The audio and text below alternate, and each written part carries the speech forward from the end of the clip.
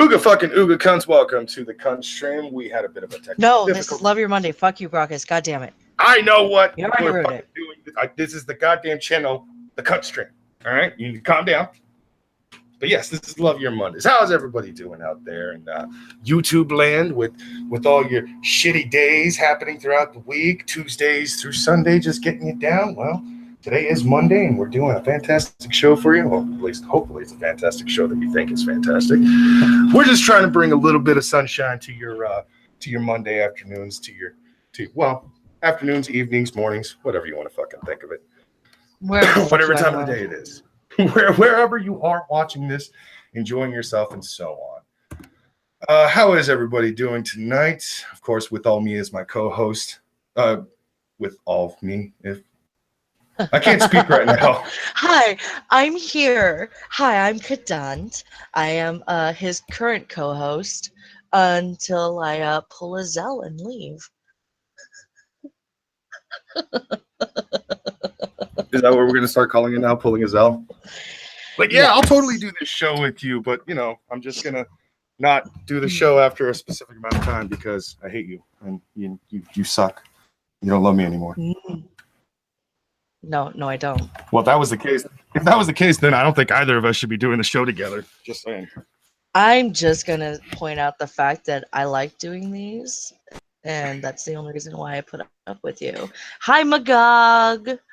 Well, hi, everybody. To all the people, hold on, shut the fuck up, Ruckus. To all the people in the chat who are waiting ever so patiently, thank you. We love you, and we appreciate you. Yes, thank you for actually sticking around and waiting for the show to begin. We do apologize for that unfortunate situation. That was completely out of our hands. Like I said, technical difficulties occurred and everything was running really, really slow. But we've got a Magog in the chat. Should we send Magog a link? Too late, already did. Same. You know what? This is why we're still friends. It's because we think of this shit. So high five, bro. High five through the internet. I'm gonna send one to Beardy too, just in case he's still up and wants to hang out. Right, like let's. You know what? Who else? You guys, if you see my tweet, you just go ahead and DM me. You DM me and you let me know what you want to do and what I should do, which do the thing anyway. I don't fucking care. Hello, everybody. Hey, hi. Hi, Ishtar. Hi, Demon Priest, Little J Moxley, John Sislowski, Little J Moxley again, Demon Priest. Mark. Hi, Mark. Fistable Frodo. Hello. Send Baked Alaska the link. I don't think we should send Based Alaska. Shit, oh man, that guy. No, we're not talking to Baked Alaska. Not right now, at least. Oh look. Why not? Is that a Magog's? Or is it a failure? No. I think he's drinking something. No. Fuck? It's a human avatar in the background. I'm not doing any of the shit y'all want me to do tonight. All right, that is absolutely fine. How have you been, Magog? I was sick all weekend. Again. Oh, honey. I'm so sorry. Because I can't fucking kick this fucking allergies because the goddamn weather here is like 80 degrees one day, 30 degrees the next. Fucking make up your mind, Arkansas. California's been having the same fucking issue. Well, not quite as severe, but it's just like it was it was like 80, 88, 89 on Saturday, and then Saturday night it was fucking cold as shit, and I was fucking livid. It's like really weird this year. It's like we've broke records. Like the pollen count is higher than it's been in like 5 years. Like my car is fucking green, and I didn't buy a green car. Shit. You know, like that's how much pollen is in the air. It's just like I remember pulling into the other day to the parking lot in my school, and the fucking pavement was yellow. Like the actual blacktop was fucking yellow from all the dust, from all the fucking pollen. And then it like, because of the hot, cold, we've had so much hot, cold air mixture that we've already had like huge fucking tornadoes.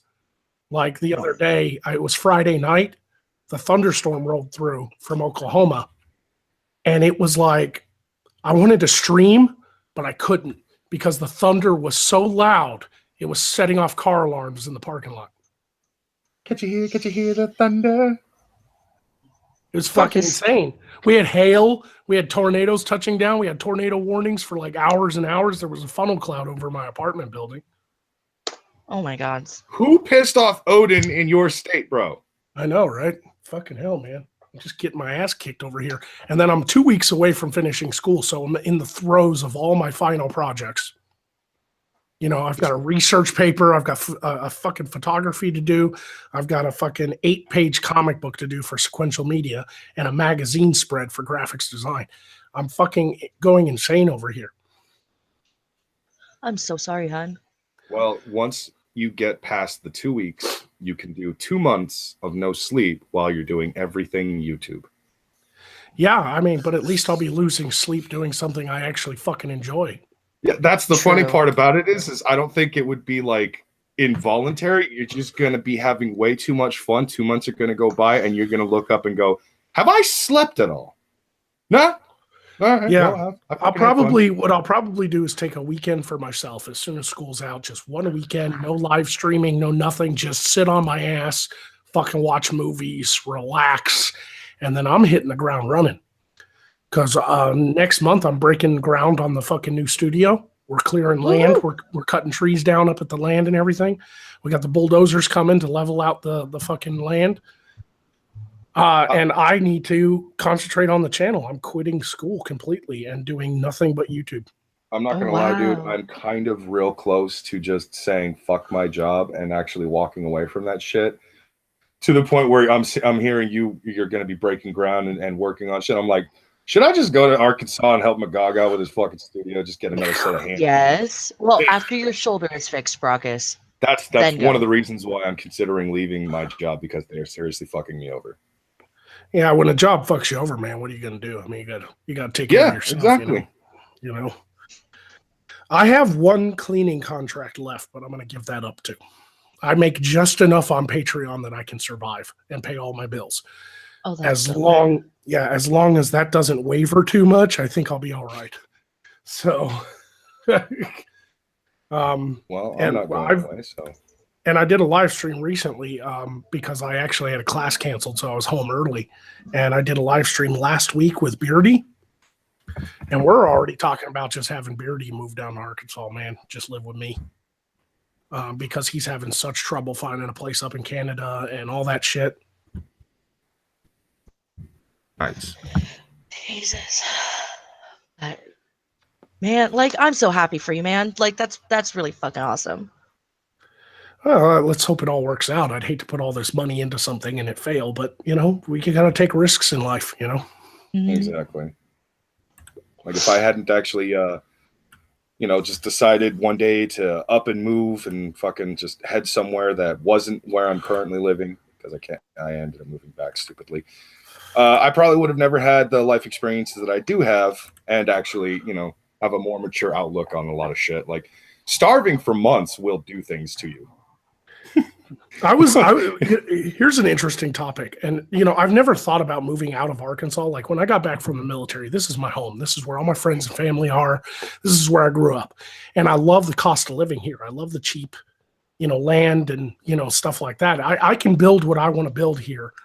The studio I'm building is like a 40 by 60 building. I mean, it's 2,400 square foot. Oh, I'm going to build it for less than $50,000. In like LA, it would cost like $500,000. Like minimum. For like 12 acres of land and that size of a building, so I love it here, but I actually would consider moving out of Arkansas if I could get a hold of what I saw the other day. Out of curiosity, I just started searching like land for sale in other states and shit. Mm-hmm. And dude, there are like places in like the fucking Midwest to, I guess, the Northwest, places like Wyoming and fucking Montana and shit, that like you could buy like an $80,000 fucking acre ranch, like 80,000. Can you imagine? Could you imagine like I just bought 60,000 acres. That's a small country. I could build more Scar. Yeah. We could build an amusement park for more Scar with plenty of attractions and rides and drunken YouTubers who don't know what the fuck they're doing. Right? Like, Mm. could you imagine like 80,000 acres of just like rolling hills and forests and fields and just be like, okay, we need like a village here, a castle here, another village over here by the lake. You know, like, Dude, I'm not gonna lie. If you were to actually give myself and possibly Kadant, I'm not sure about Kadant, but if you were to at least throw anybody that you stream with and shit, just talk to about this stuff. If you were to throw anybody like the possibility of, hey, if you want to uproot your life and live a more Renaissance-esque life, but like, you know, only part-time for a job and everything like that, you will see me at your front door so fucking fast. I don't even know where you live, but I will be in Arkansas hitting you up on fucking Twitter, just be like, dude, where do you live? I am in Arkansas already. I made that announcement 5 minutes ago. Fucking just give me the address. right? That's what people have to understand too. This 12 and a half acres of land with the studio I'm building this year, I consider it a stepping stone, because if I have success with the show that I want to do and make the money that I want to make off of, like, not donations anymore, I want to do more of a, maybe like a subscription based, you know, like $2.99 a month and you'll get the sitcom, right? Yeah. Like a good professional show. You'll get premium content for like $2.99 a month or whatever. And if I could get, you know, a couple tens of thousands of people really loving the show and giving me $3 a month, I could be making enough money that I would be able to buy like 1,000 acres here. Like, I don't even need like 80,000 acres like I saw for sale up in fucking Montana. Like 1,000 acres is massive. You don't know how big land is until you actually stand on it. Like, a lot of people are like, yeah, I just have 1 acre. That's actually huge. Like, if you think of it, like 1 acre is literally a football field without the end zones. It's 100 yards by 100 yards squared. Like, that's an acre. Like, imagine 1,000 of those. My body is ready. Let's do this. Let's get you some money so this can happen. Let's make more Scar a thing. Fuck Antoine. Yes. So I would love to build like an actual, like, you ever watch like Lord of the Rings or something like that? That huge budgets they have, you know, millions of dollars to build those sets just for a movie. Mm-hmm. Out in like New Zealand or whatever. Like I think my favorite Lord of the Rings movie is the Two Towers. You know, Second movie tends to be the favorite when it comes to epic trilogies like that. right. It's the same with Empire. You know, like, it's the best one, and it doesn't have any stupid furry little bears. But but like, I think the reason I like the second one more isn't just because that's really where the adventure begins. Like, they split off, Frodo and Sam go their way, and the other three, Gimli, Legolas, and Aragorn go the other way. It's also kind of where you get introduced to the cultures of men, you know, in their world, right? And that fucking, like, the horse people of Rohan, you know, like, they live in that fucking epic looking fucking, like, it looks like Whiterun from Skyrim. In fact, I think Whiterun was modeled after it, you know? More than It's likely. like, imagine building that place, but it's not a movie set. It can be like a permanent fucking thing to film on year after year after year, like a show constantly.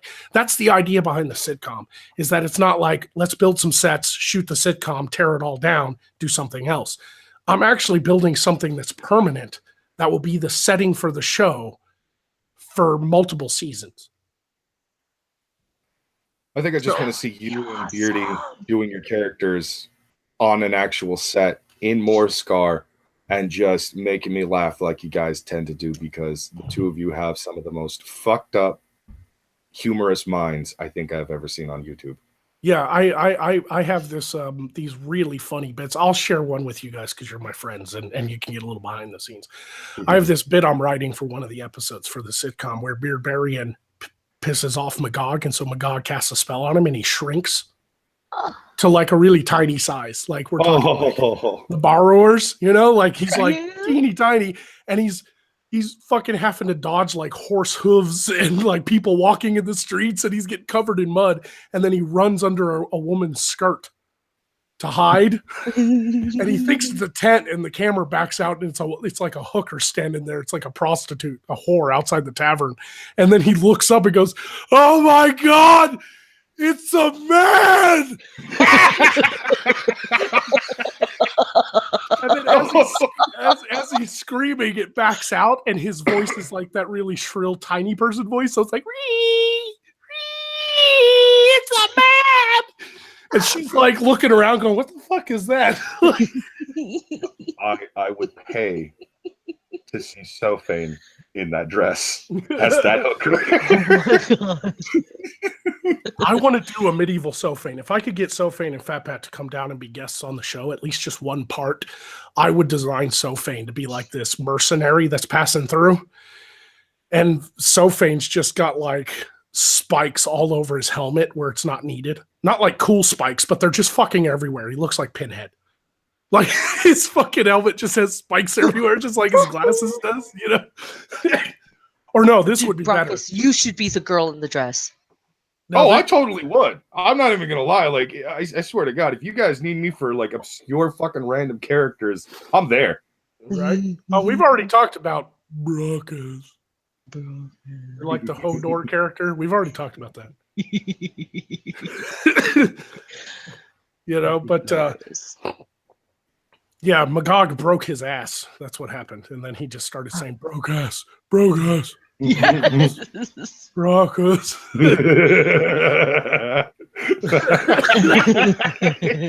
can see it happening too. Actually, what would be better for Sir Fane is he has the normal knight helmet, you know, with the visor that can go up and down.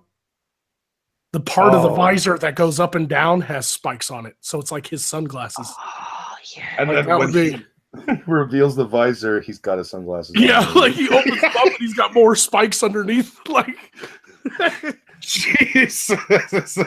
Oh my God. If Sophane is fucking listening right now, which he should be, that little bastard. I think he probably was just like, that is the greatest costume I think I've ever heard anybody actually give me. I need to make this a thing now. I would love to see how other YouTubers decide to do tryout videos for the Magog sitcom when I get it launched. Like I demand that. People come walking, like I could imagine like Fat Pat and Sophie just come walking on screen with like all this fucking cheesy armor on that they got on Amazon or something. I would. Like I already fucking have. Sophane's got a metal pauldrons on top of like an AC/DC shirt.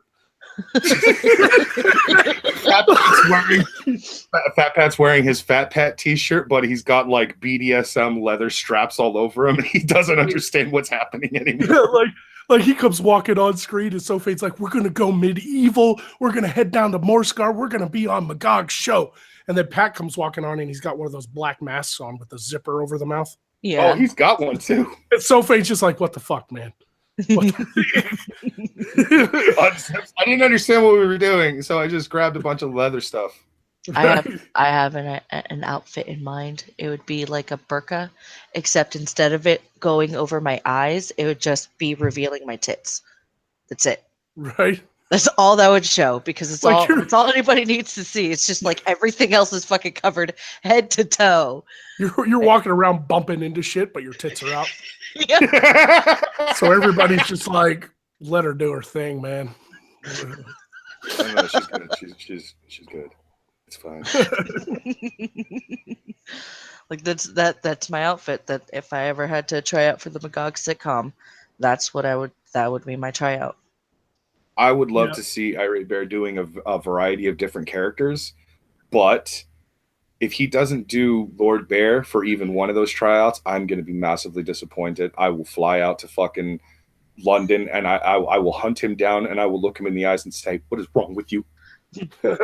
Zell's in the chat. He says, Yeah. "I still want the cameo every few episodes where I'm introduced to a scene and our usual thing. Oh, hey, Magog, who the fuck are you?" And then walk past. Oh, it would be even funnier if the entire time that happens, what nobody realizes, he's your scribe. No. What would be awesome is if Zell is actually secretly the ultra villain that Magog eventually has to face off with. like secretly he's just playing a peasant, but he's actually this huge like dark overlord like Sauron. And then finally when like the epic battle ends with like Magog facing off against the grand dark wizard or something, and it's just like, I'm the evil motherfucker of this world, screw you. And it's like, you do not realize that I have taken the form of a man to get close to you and learn your secrets. And then he like transforms into Zell. It's like, you know this face. And Magog's like, who the fuck are you? I would pay to see that. I would pay to see that. Oh God, yes. Hi, Ishtar. Hi, Kadun. Hi, Brockus. Magog. Schmeckle. Schmeckel's not here. Oh. He's invisible. Okay. Just push the button, okay? I want to do things like that, and I want this sitcom to actually be my actual dream is to not have the sitcom on YouTube because of YouTube censorship, because I want to have like nudity and stuff. Mm-hmm. Like I want it to be a hardcore parody of like Game of Thrones and everything else, you like Witcher, Dragon Age, all that stuff. And so like I would love to do it where like Magog's in a shop and he's selling stuff. You know, he has his magic shop he sells to adventurers, and this woman walks in with white hair, naked with dragons all over her. And she's just like, I need this, this, this. And Magog's just like, why are you naked? It's her new armor. It's tattoos. You know, instead of bikini mail, it's just the tattoos. I'm the mother of dragon. That doesn't answer my question. Oh my God, that's almost something that would be on like Netflix. That would be amazing. Right? I'm really tired of this, like, oh, I gotta have like fucking censored things. That, like, I guess I could put it on YouTube if I blur out her tits. But what fun is that? Like, we've already seen that shows like Westworld and Game of Thrones and things like that, and even the Netflix, high budget shows that are mature. There's an audience for mature content. Absolutely.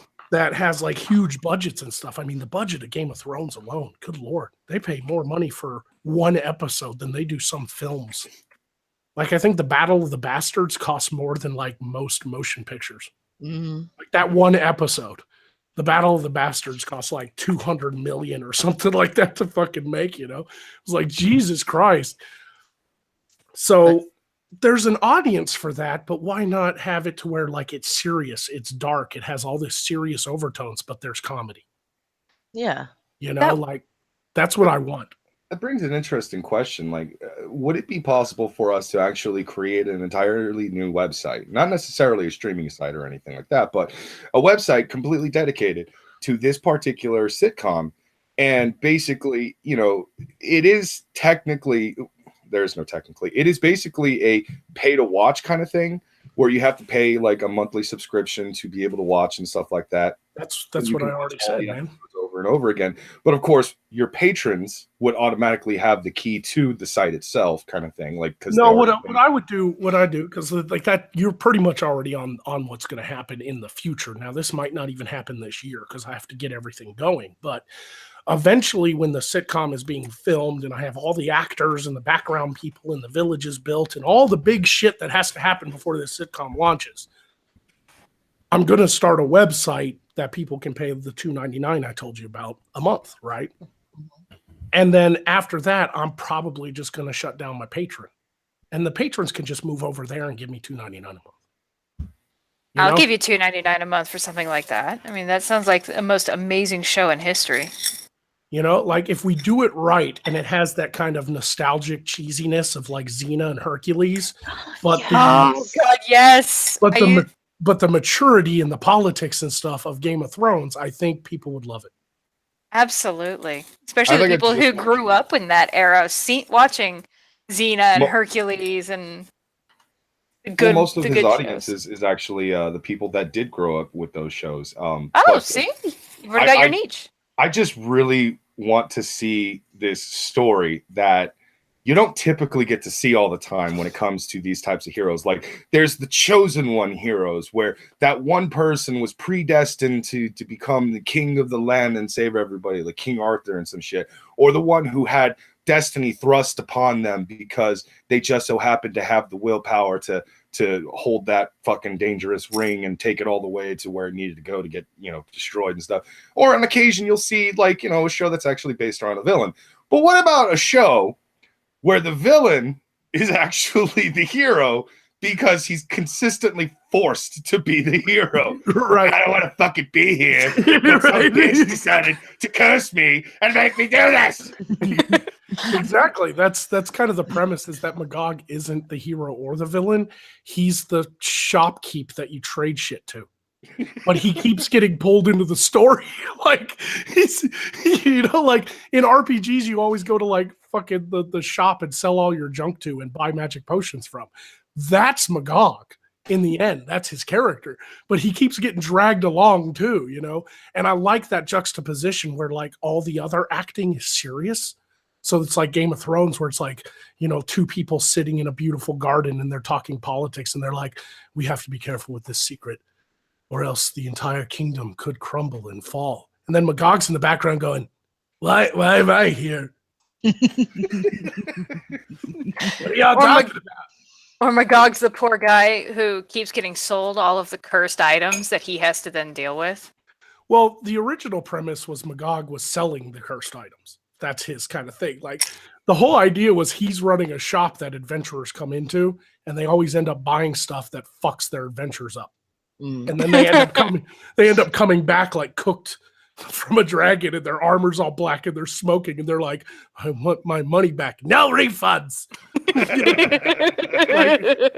like I had this whole joke written where it's like this adventurer come in, he has to fight an ice dragon, so he needs a sword that'll like kill the ice dragon, and he's just like, the whole joke was he comes in all fucking covered in ice, and he's like got fucking frostbite and his fingers are falling off, and he puts the sword down and he's like, you told me this was a flaming sword. And he's like, I gave you what you wanted. And he's like, this is all it does. And he picks it up and swings it. And every time he swings it, it just goes, oh, daddy, stop.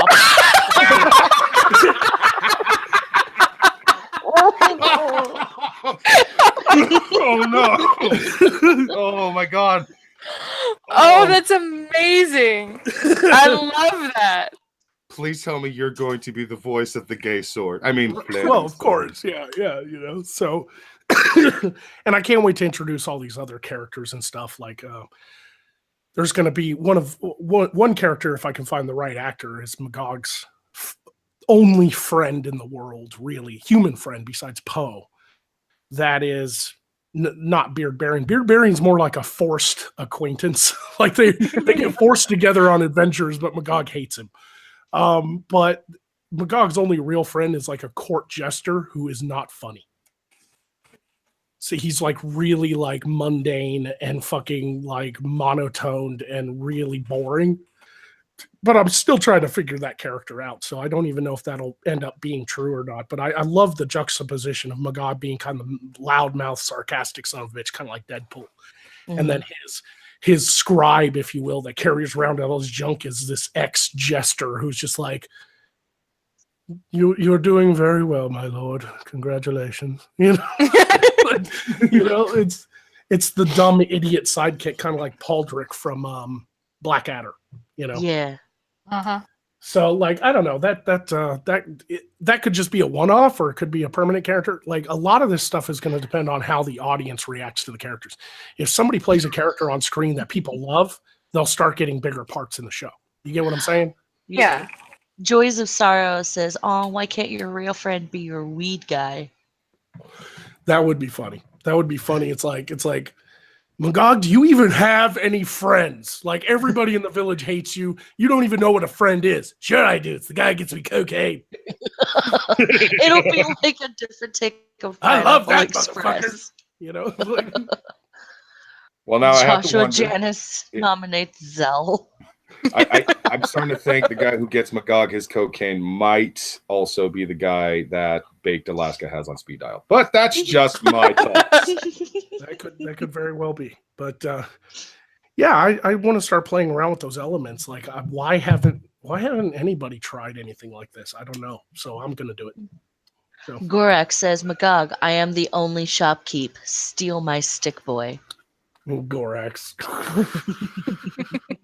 I think the reason why something like this has never really happened before is because people have been saying it for a while when it comes to what's going on in Hollywood. Hollywood is afraid to take risks. Yeah. And that's one of their biggest problems, because back in the 80s and 90s, like, they were taking risks almost all the time. Like, you'd probably get 10 movies a year, maybe. And 8 out of 10 of them were fucking amazing, and like 2 of them would probably be all right. Well, it's a not willing to take a risk, plus they're really wrapped up in like political correctness. There's that too. So like even things like Game of Thrones, like even though they have like it's the most watched television show of all time around the world, they still weren't impervious to the fucking SJW firing squad. Like when they did the scene where Sansa Stark is like married off to Roose Bolton's bastard and then gets raped on her wedding night, even though it didn't show anything, it just, he was just, it was just a build-up scene and then it just cut away. But what happened? They got fucking slammed for it. They couldn't even take a risk with like a rape scene in a brutal medieval world on a show that's watched around the world by everybody. Oh yeah, are you kidding me? Like they had to fucking apologize. HBO had to come out and be like, "We're sorry that we raped Sansa Stark. Sorry." It's so fucking ridiculous, because Game of Thrones has been getting hit since season 1, and each season there's more complaints. There's too much blood. There's too much violence. The women are being mistreated. The women are being raped. And I'm like, I watched season 1 thoroughly, and yeah, you can try to say that Daenerys was essentially raped by Khal Drogo. Yeah, but realistically speaking, after the first couple of times, it's not really rape. She knows what's coming and she just lets it happen. But then halfway through the season, she's taking charge in sex because she was taught how to do that by a fucking sex slave or former sex slave. And all of a sudden it's, not rape anymore. Now it's consent. Because she actually fell in love with him. Yeah, it's just like, understandably, the first couple of times, she doesn't want it. But that's how things went those days. I'm sorry, you don't like past. It was an arranged marriage, for fuck's sake. Like that's the way things happened back. Like it's based on medieval Europe. What the fuck did you expect? Yeah, and half of that story is based on the fucking War of Roses itself, specifically. That's where England and France were fucking constantly fighting with each other. Right, and like that's the kind of stuff that I want to do in my show, but add so much comedy to it that it's more of a parody, but also kind of a serious parody. Have you ever watched one of those movies that's just like, I guess like instantly Deadpool comes to mind. Like it's a violent mutant movie that's in the X-Men universe, but here's a guy that's a part of it that's just so entertaining, right? Yeah. That you just can't get over the fact that he keeps breaking the fourth wall and saying the funniest fucking shit.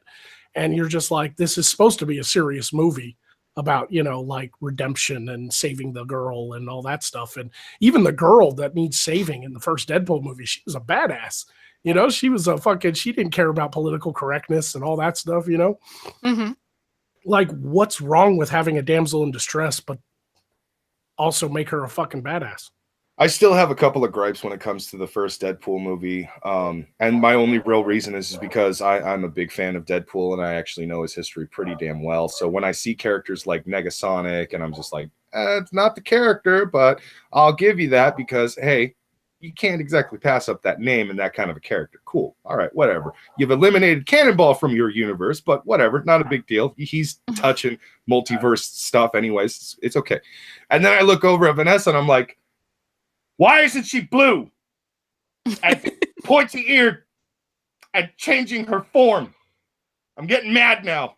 Sons of bitches. Well, you can't have everything. Somebody in the chat, Jeremy06 says maybe failure as a bard. That'd be fucking hilarious. Oh my god, yes. For the love of God, yes. Also, hey everybody, I'm gonna sing you a song now. Did you happen to hear the beautiful song that Tonka sang today? It's called The Ballad of Tonka. Like no, like he's like, it is the ballad of Sir Tonka, Knight of the Kumite.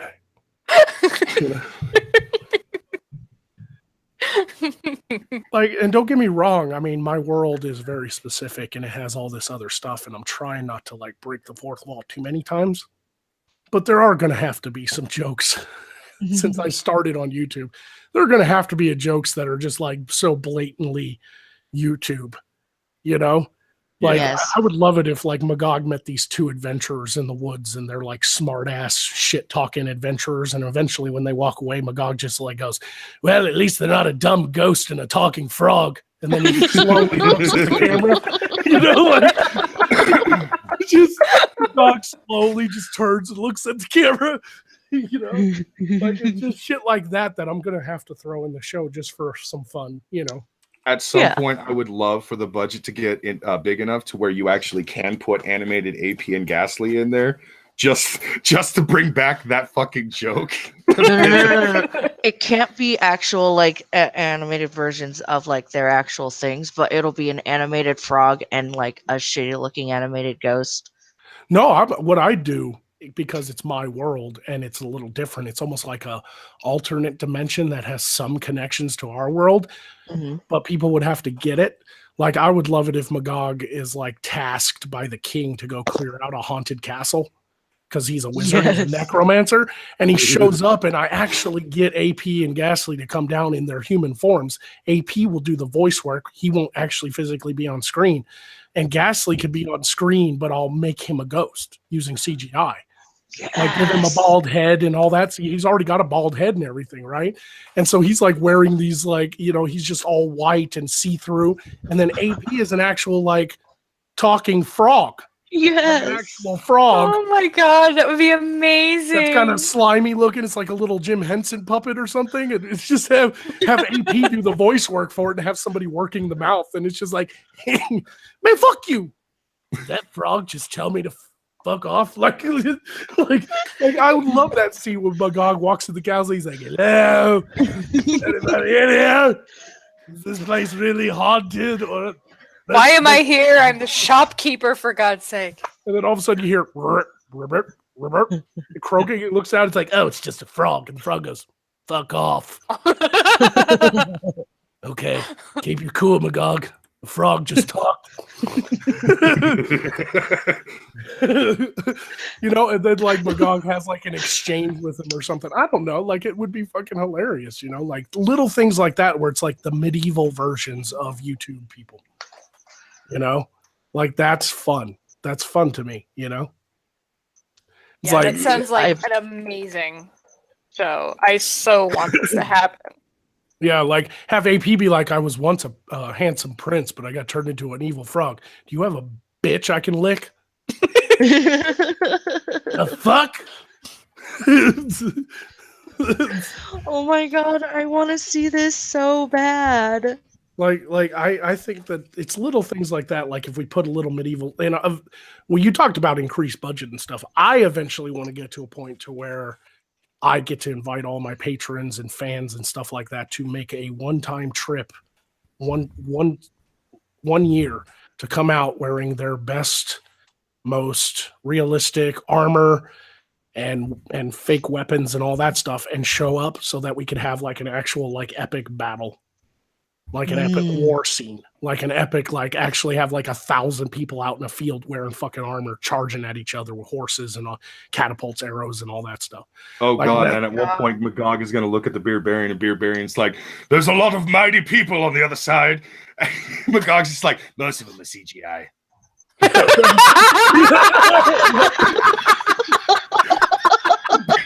Beardy just slowly turns to Magog, who's not even phased by it at all. He's just still staring forward, just looking menacingly. And Beardy just slowly looks over at Magog like, "What the fuck did you just say?" I would love to do it if like the army he's facing, the evil general, has like a fucking awesome like helmet that has like a metal fucking beard and it looks like a face, but whoever's under it is this mysterious figure, and they're wearing black and they're on a black horse and have a huge fucking broadsword, and they come out and Magog's army with Beard Barians across the field, and they're giving a speech, and it's like, "Shut up, everybody! I want to hear the enemy's speech. See if it's better than mine."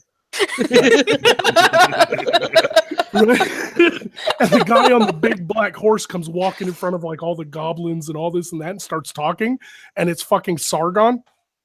Oh my god! And he's just like, all right, everybody, you know, it's like he's like, we're gonna fuck these people up. We are the army of the liberalists. Welcome. And then everybody, as to he's this war talking, bullshit. it just comes back to Magog, and he hears Sargon's voice making the big fucking long speech. And Magog goes, "We're fucked." Furry Kitten says, "Careful, Magog. That's the nostalgia critic type territory." Yeah, but Magog is not Doug Walker, thus it will be better. Like, yeah, I get. Well, the thing is with this project is, like, I used to love Nostalgia Critic. We used to watch him all the time. I didn't care that the graphics were cheesy. He was a genuinely funny guy. Yeah. And he started getting into doing actual more like acting skits besides just reviewing movies. And I didn't mind that so much. The problem is he was trying to do like one episode a month. And so he had to rush a lot of the special effects and everything. And a lot of it was a little lazy. It was just like overlays and stuff. The same with Angry Video Game Nerd. He would just do like quick little overlays. The difference is I want to do like a 4-month shooting schedule to shoot every episode that'll come out that year, all in one go, and allow me the time as I'm releasing episodes to edit properly with like CGI artists, editors and stuff. Like I don't want to make it Hollywood level because I don't have the budget, but there's a lot you can do these days with a personal fucking computer and the right programs, right? And the know-how. And so I want to get to a point to where I'm doing it a little more professional. So it at least looks at the level of like how I said before, the level of like Xena and Hercules. Like it wasn't the greatest effects in the world, but it was enough. And it was that kind of 90s cheesiness, you know? It still got the idea across, and it still made you use your imagination a little bit more.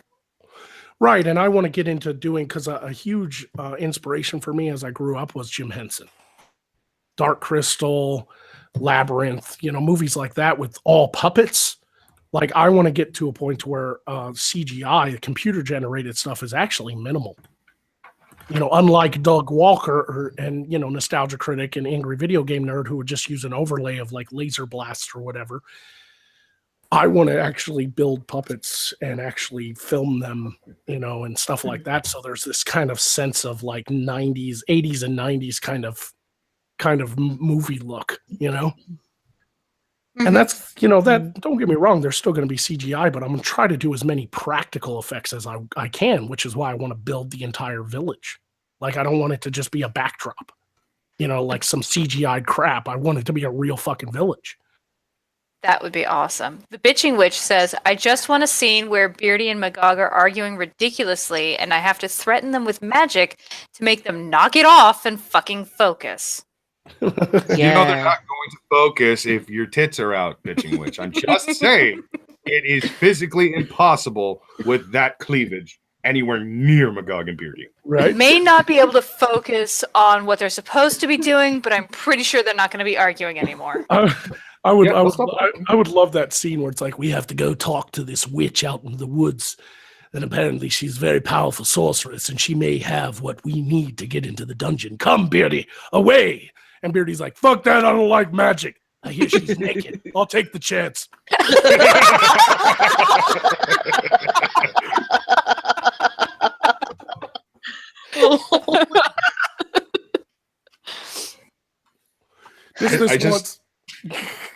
I think the funniest visual I think the audience is going to get is the actual size difference between you and Beardy.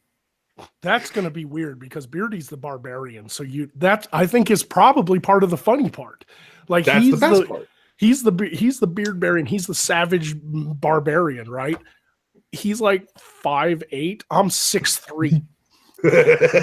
Like, you know, like I think it's kind of a funny juxtaposition that the wizard is this hulking Viking-looking motherfucker, and the barbarian's like this skinny-ass Canadian.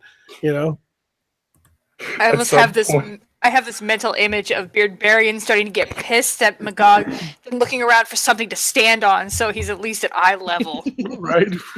Like, at some point, you got to do an episode where you guys accidentally switch bodies, and as soon as Beardbarian realizes what body he's in, he's just looking around like, you know, this actually seems more appropriate. Right. I'd love to have Magog just be like, "We are on to battle. Come, Chris Ray Gun." What? like Barry just goes, what? Nothing. Your hair's nice. Far right Yorkshire man asks, would Brockus be in this? No, Brockus isn't allowed. How dare he? The whole point is like to not make it too modern though. Like I love the YouTube jokes and things like that, but we can't break it's going to be a hard show to write because we can't break the fourth wall all the time. Everything like 90% still has to happen within the world of Magog. But that still gives me a 10% joke range where things can break a little fourth wall and Magog can kind of just look at the camera like, you know what I'm talking about, you know? And that's the difficult part, to not just have Magog be like, you're a bitch, fuck you, spinner rims, nigga. You know, like it can't be like that, you know? It's like, dude, that reminds me, I actually saw this belt buckle. It's a pirate wheel that you could fucking spin. yeah, like it's a ship's fucking wheel. Yeah. Yeah. No, like I want to do jokes like that, but they have to be medieval. So I want to craft like a wagon. So like some guy comes to the village and his wagon wheels spin, but they're all still made of wood. Yeah. Like they're spinner rims, but they're made of wood, and have like Malcolm from the North like on the back of the cart, like, what are you selling? Malt liquor, nigga. That's what I got. Making part of the caravan that Antoine's got going from point A to point B. Right? Oh my god, yes, please. The biggest thing is to have enough like volunteers that will make the trip to Arkansas to just be like killable, inconsequential NPCs. Like that's going to be the hard part, because those people can't appear in more than one episode because people would know unless they're in such heavy costume, you know. So it's going to be a slow build. Like the first season probably is not going to have as many effects. It's probably not going to have as much makeup like orcs and things like that, because that's a lot of heavy prosthetic work and stuff like that. But as we make the money and people see the show and the potential in it, the bigger the show will get every season. You know, I think that actually would be a funny joke for me if I was to be a part of that in any way. Is I think I'm an orc, but I'm not actually an orc. I'm just a human that wants to be an orc so badly. Oh my god. yeah, but Yes. I mean that's the fun of this project, is because of what you really want. At least once in your life, you'd be able to come down to Arkansas, get up into some prosthetics, and be a fucking orc on screen. You know. That would be Mhm. awesome, actually. Like it's Dude, just I'd all be kinds so of stuff excited. we need to do, you know. And I need to write multiple characters and the drama between them and everything like that. You know, I want there to be like a dark enchantress that has an ultimate crush on Magog, but he hates her. So he keeps like shooing her away and ignoring her advances and stuff like that. I think that would be fucking hilarious. Oh, at one point, Magog has to cast some kind of magic spell that is like some kind of ultimate shield against the enchantress and stuff. It just so happens to summon Count Dankula, and all he does is scream, "Be gone, thought!" and like wave his hand. That's the spell. He's like, "What the fuck was that? I could have done that." I love this idea of doing like a rip-off Xena character. She shows up and she keeps like doing flips and going, yeah, yeah, yeah, yeah, yeah, yeah, you know, and stuff like that, just like Xena used to do. And then Beardberry's like, I'll take care of this. And he goes running out there and you hear fighting and she's like, yeah, yeah, yeah, yeah. And he's like, get back here. Ching, ching, ching. And they're all fighting. And Magog's like behind the door going, is it over? And then it like, suddenly it just like turns to night and the fucking window of Beardy's house is lit. And you hear from inside like, oh yeah.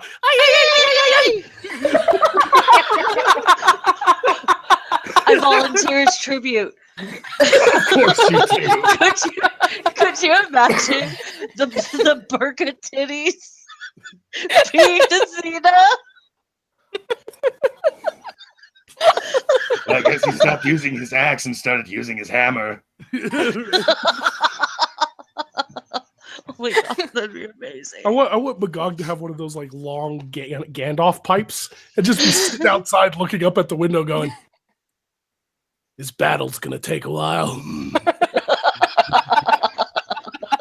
She's on her fifth. Ay, ay, ay, ay, ay.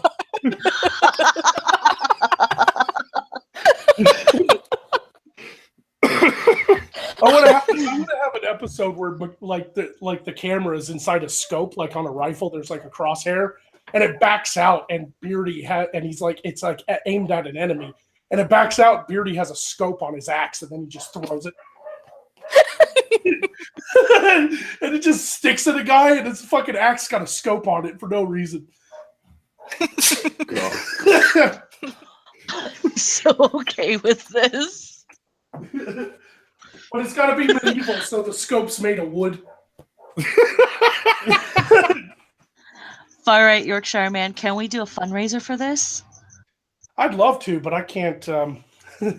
I don't think I have the size of the audience to raise the. You guys don't realize, you people watching, or even you guys here in the chat. What? Okay, I'll put the question out there. How much do you think it would cost me? Because I've already done the calculation, so I want to know what you guys think. What is your guess?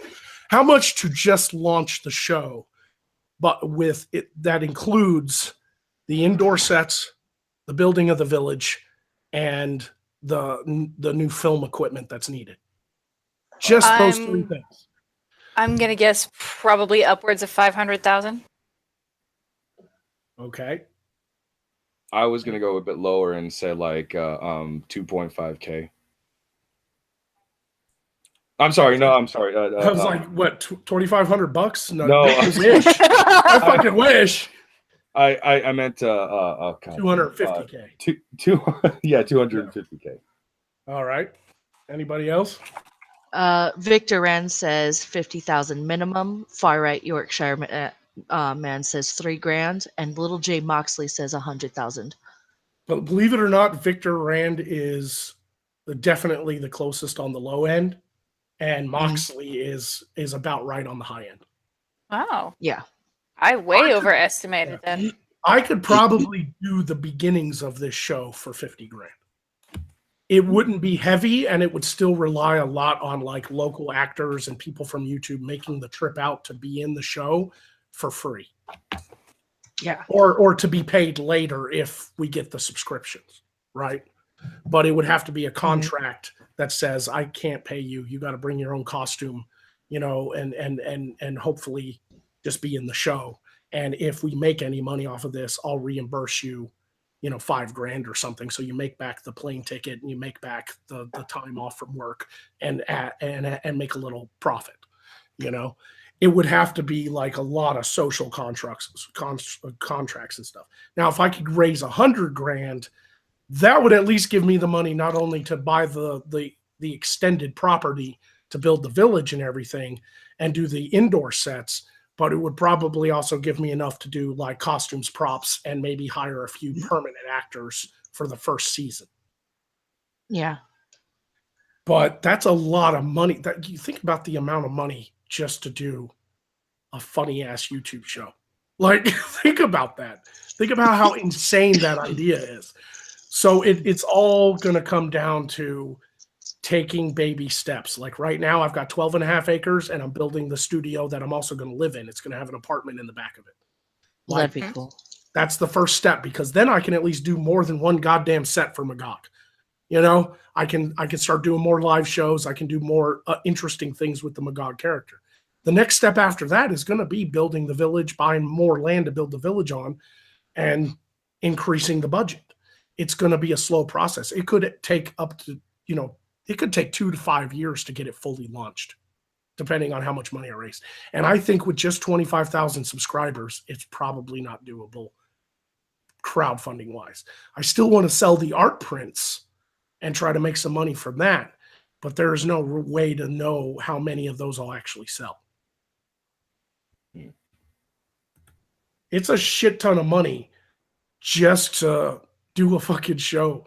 Like, we're talking about a huge risk here, but it's something that's never been done. A grassroots sitcom, that's built by people that are just fans and YouTube people that wanted to come together and do something incredibly fun. Who has never wanted to be, at least once in their life, on a movie set? Right? Me. I've always been very, very shy, believe it or not. Fair enough. I've been on a few. Somebody says, Joshua Janis says having Andy Worski as the village idiot. I think it would be really funny to kind of do that, where like Magog's walking through the village when Beardy first arrives and he's introducing him to the area, and just have this like poor bum in rags on the street. And when they walk by, he just goes, "Fuck yeah!" And he goes, "What's wrong with that guy?" And it's like that's literally all he says. No. That Joshua Janis is with a coffee break. So whenever like a hot girl passes by, he's like, "Oh, time for coffee."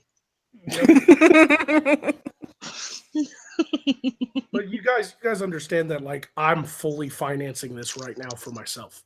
Like I've cashed out my mutual funds. I'll be maxing out all my credit cards. I'm taking a huge risk here. Honestly, this sounds like something that everybody doesn't just want but needs at this point. Like there's so much bullshit online. There's so much bullshit happening on Twitter, on Facebook, on fucking YouTube. So many different fucking problems going all over the place. We need this stuff. Like we need a show like this, just a really good comedy that will not apologize for its fucking jokes. You didn't like the joke? Fucking okay, you didn't like the joke. Shut the fuck up and move on with your life. Stop watching if you don't want to fucking watch those jokes. And there are so many people out there that would love to be a part of this, even if they're just credited, like fucking people that are helping out with the set design or painting and this and that, and they're not actually on the show specifically, but their names are in the credits and shit.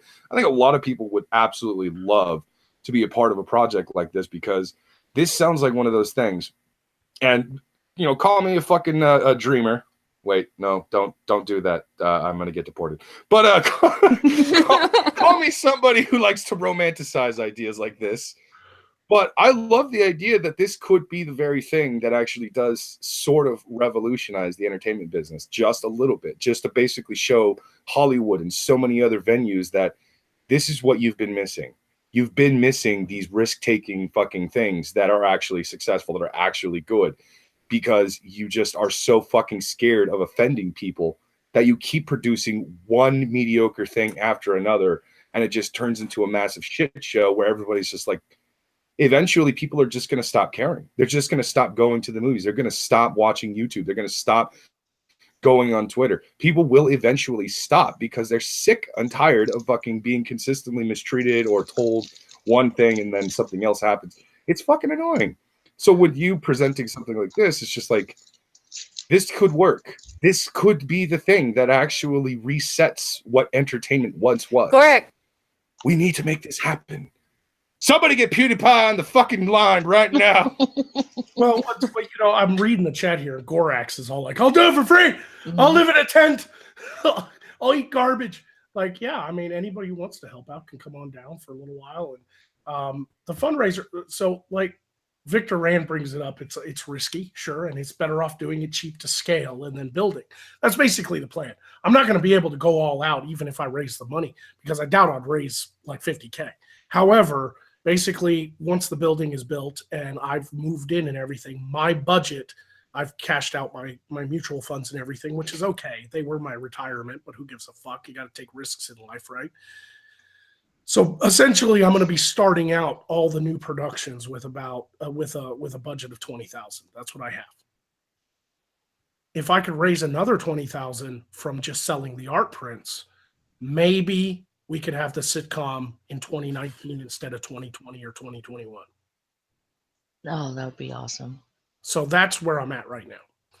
Now, like in, you know, so it's really ambitious. I get that. It's scary to think about, you know, like if it all fails, if the show's not written well, if it's not performed well, and people go, "This sucks. You talked such a big game on those live streams, and now we're watching it going, this is garbage," you know, I'll be out tons of money. I'll have to file bankruptcy and reset my life altogether.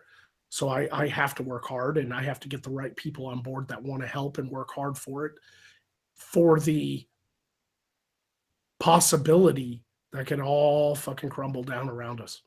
Mm-hmm. But I've never been a part of something in my life in all my 30 years that I could say at least I tried.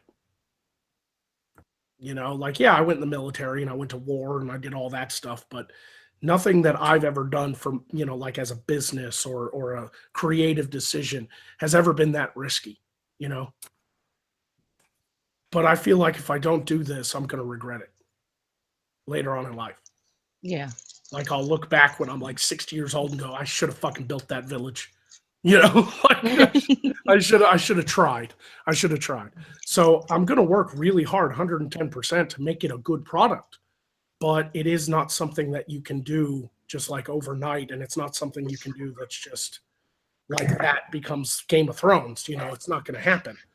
But if I could get a good enough dedicated audience watching, there's a chance here that it could become such a huge, interesting thing. Like Brock has said, kind of an introduction to what somebody can do with the right community at their back on the new media and say, fuck you, old media. We don't need production companies in Hollywood giving us the green light and all that stuff. We could do this on our own, you know? And that's why it's good to be in a place like Arkansas, out in the country. If I buy, you know, the land I own is out in the country, there's no building codes. I can build whatever fuck I want. Yeah. You know, I don't have to get permits and stuff like that. So yeah, you buy the land and you fucking build the shit. You know, like it takes time and it takes work, but you do it, you know? Well, far right Yorkshire man says, if it crumbled, we'd all help bail you out. I appreciate you saying that. I don't know if you'd be able to bail me out, but you know, because I know that people also, you know, it's a hard time in America. It's a hard time in the world. You know, people don't have a lot of money. You know? But at the same time, now is the perfect time for something that is silly and yet serious and doesn't really pander or anything like that, you know, for what you're describing, is because life sucks right now. So this is a step aside and something that can just sit back and enjoy and see what happens. Yeah, it could be fun for everybody too. You know, it's a grand idea that needs a little TLC. A little believing, you know. You gotta believe. You know? Hey, Ren. Hey, Kadan. Hi, Well, Ren. Victor Rand says, anything, put half that money back in, and then just every time you get a game, take the gain out and invest that like that. But hey, it's your money, man. I'm attempting to translate and understand exactly what he said. Yeah, I don't know. Only a few of those words actually made sense in order together. Well, luckily, it is one of my strong points that I am pretty good with money. I mean, there's a reason why I was able to personally have, you know, 20K lined up for this, you know. I made all the right decisions when I was in my early 20s to open up, you know, mutual funds and stock portfolios and things like that and start saving money. Because I knew one day in my 30s, I might need to buy a house or something, you know. That's smart. So, you know, I've prepared myself. Instead of buying a house, you're going to build a village. I mean, there you go. Right. Yeah. So yeah, I mean, you know, it's dangerous, but I think you know, it's a huge like community thing too. It's like instead of building or buying props, a lot of people, they can help out the show by just sending me props. You know, when I move, I'll be opening up a PO box. People can send me fucking little trinkets and shit that'll look good on shelves in a medieval world. You know, they can send me candles. They can send me fucking, you know, armor pieces or clothing, like medieval clothing. Like, oh, I have a fucking shirt right here that's made out of, you know, some nice material that looks medieval. You know, it's got the puffy sleeves or something, you know, like that's the kind of stuff that'll go a long way because I'll find a use for all of it and I won't have to build it myself or buy it, you know. Fair enough, man. I have some Ren Fair garb. Right? Like, you know. I think honestly, the hardest part isn't even going to be building the village and lining up all the props and writing the scripts and buying the right cameras and lighting and stuff to film this properly. It's going to be finding the talent. That's going to be the hard part. I think actually you might find it'll be a little bit easier than anticipated because everybody there's always going to be this pool of wannabe actors, by experience or something, and they'll be happy just to be able to say, "Hey, here's what's on my resume," when they're looking for other things. You just put out "Hey, this is what we're looking for," unpaid, but you'll get a credit. And if you're looking to get a start in the field, it's a start. I mean, you could even probably get stagehands and the like, people who want to get into that aspect. Well, yeah, I mean, I'm talking about more in my local area. I mean, there's not exactly an actors guild in Arkansas. No, but there are always people around who fancy them. You're cutting in and out pretty good. Yeah, robot. There's always LARPers all over Oh, yeah. anywhere, and LARPers are like your next best bet. Ishtar, you're roboting a little. Right. We didn't get any of that, Ishtar, because you're cutting in and out pretty good. Sorry, I'm packing cigarettes. Ooh, a cigarette sounds like a good idea. I am okay with this. I will forgive you. But what I really need is to line up a team here in Arkansas that can scout talent and help me build. Mhm. When it comes time to build the sitcom, obviously not right now because I'm still haven't got my studio built, but one of these days I'm going to have somebody that can do that because what sucks about trying to get local talent, especially for a project like this that features a lot of gritty work and possible like semi-nude scenes and stuff like that, you can't just walk up to somebody and is like, "Hey, you want to show your boobs on screen? Like, come with me." Like that's, like you're gonna have to have a level of legitimacy. Yeah, you might have to have a level of legitimacy before you approach people for shit like this. Not necessarily get arrested. As long as it's on film, it's okay. No, arrested as in harassing someone. Oh, yeah, that too. Yeah, that probably would be seen as harassment.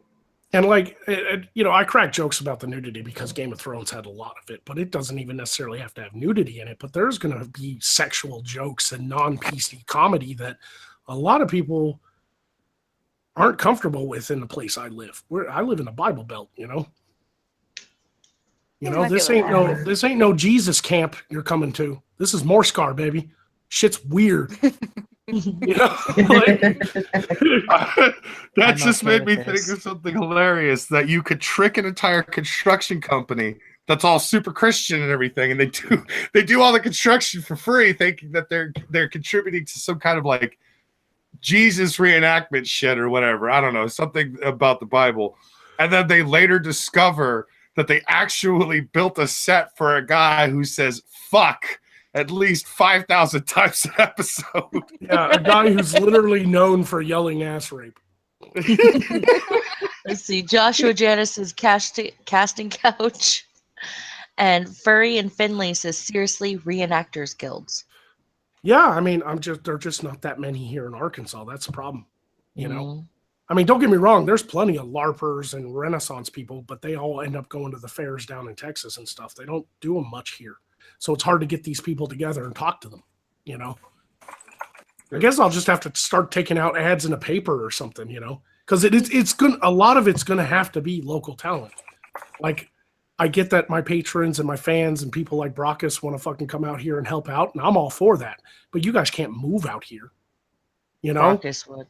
Brockus is already packing his bags. No. Here's the interesting thing about me. I'm one of those people that I have never done anything to specifically tie me down to one place. I just stay in one place for a prolonged period of time, and then I will uproot myself and move somewhere else. I've been doing that for the last fucking 7 years, where I will move away to somewhere new, and I will stay there for a specific amount of time.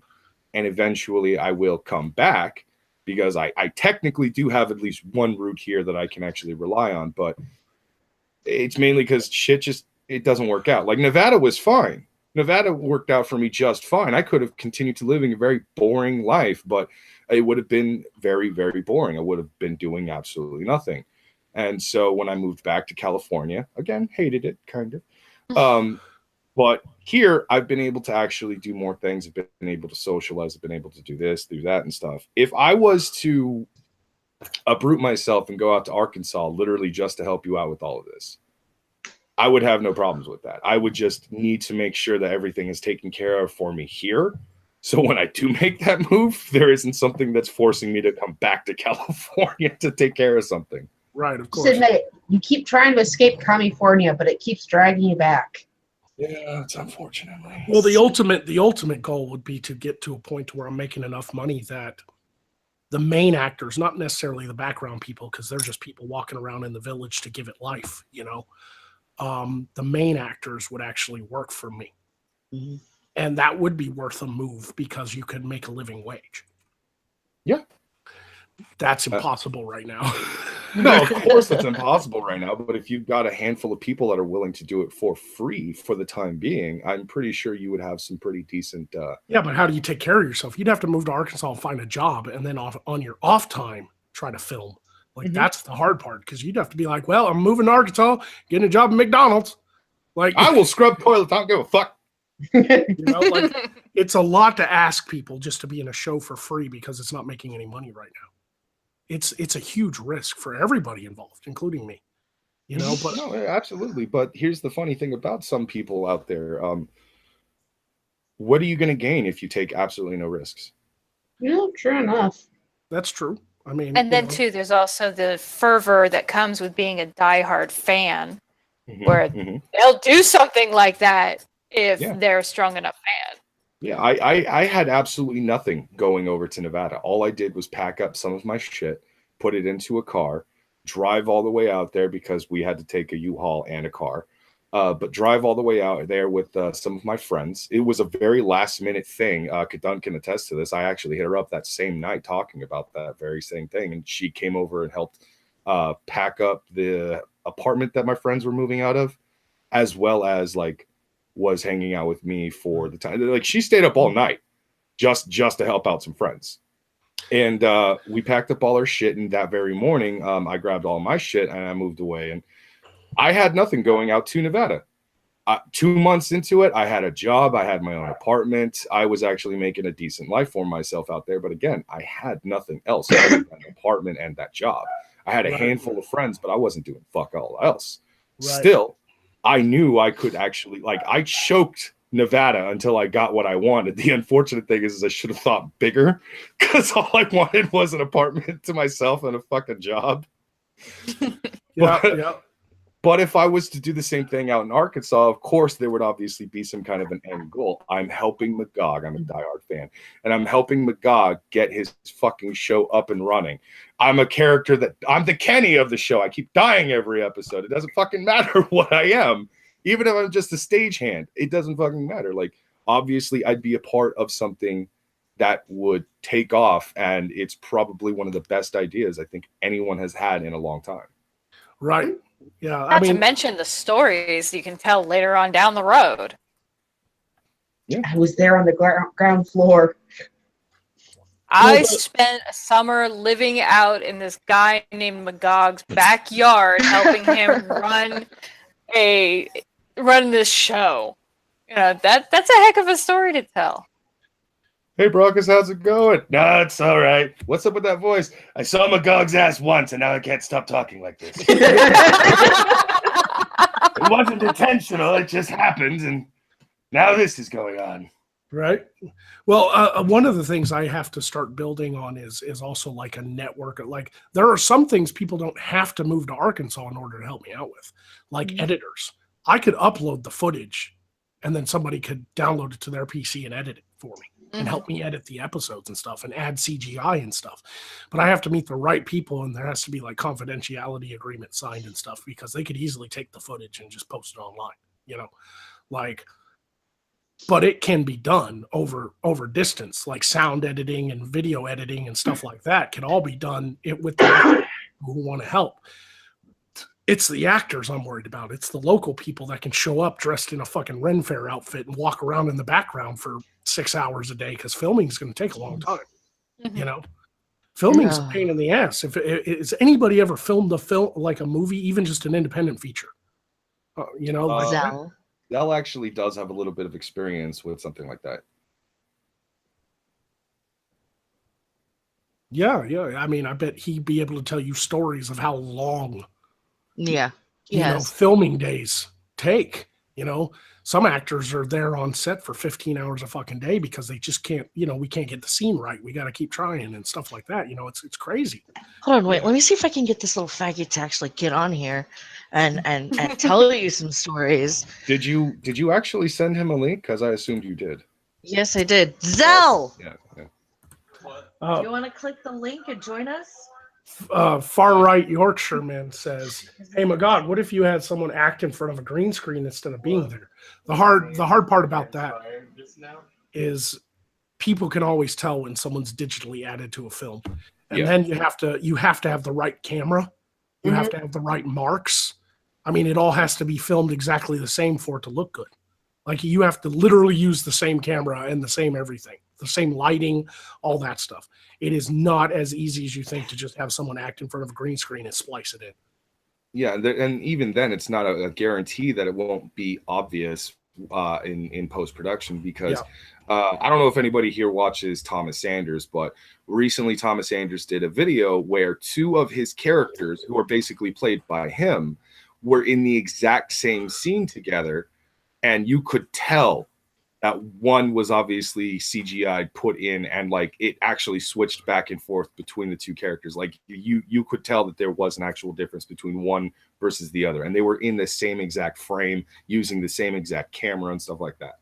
But it was pretty obvious. Right. We're talking about a really huge project too, because there's a pro and con to what I created. The pro is being that it's medieval times. I'm not trying to build some like futuristic sets. That's actually harder. Like if this was a sci-fi character, I'd be fucked with this idea. You have to build like spaceships and like really clean, sterile like space environments and things like that, right?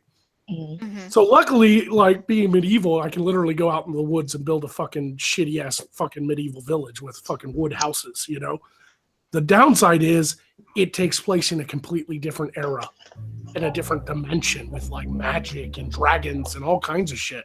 So that makes it more difficult. Like if I wanted to film an independent film that had Southern actors and took place in Arkansas, it'd be a lot cheaper because you just film locally. You don't have to worry about power lines being in the shot or, things like that, Doing something medieval, you have to worry about that kind of stuff. No, yeah. You have to keep all the modern shit out because otherwise it's like, did they have cars in medieval times? Yes. They Right. do in Morscar. Yes. Everyone else is That tooling actually up. would be a funny joke where somebody. What? I think our minds were going along the same route there. It would- Brockus, go ahead. It would be funny to see somebody with like a horse and cart, like a horse wagon from medieval times. And as it like passes Magog, he looks on the back and there's like a Chevy symbol. And then Magog's like, the wheels are going to fall off that one.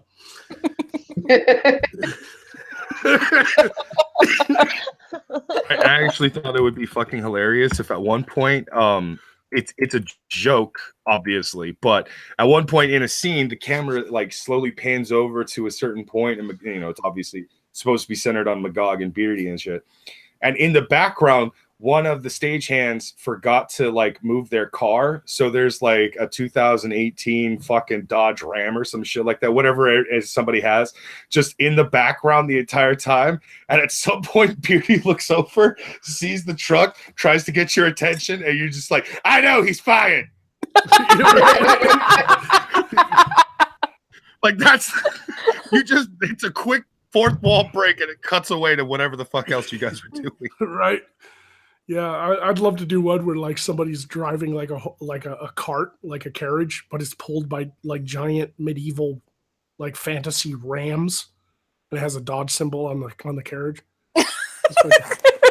Like instead of horses, it's like these giant goats with horns pulling the fucking wagon. If you can't dodge it, ram it. Oh.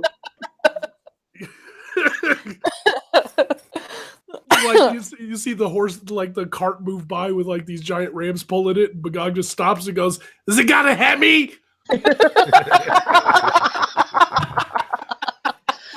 And then a cart with fucking 4 horses, and you can use it as your horsepower. Right? The Ford wagon is just full of rocks. Like a rock. I was about to ask what you would do for Ford. Like arrows bounce off of it. Built Ford tough.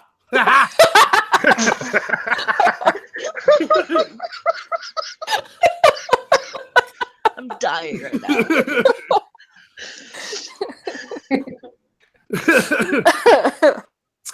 It's got fucking spinner wagon wheels. They spin it, nigga. They spin it, nigga. They spin it.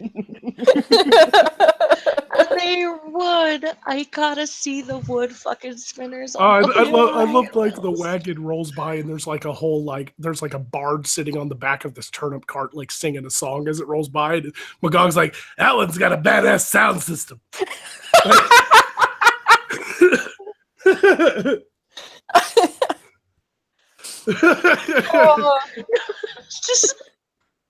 Just There's like a band in the back, like a bard band, and they're playing like medieval music. There's like bongos and fucking lutes.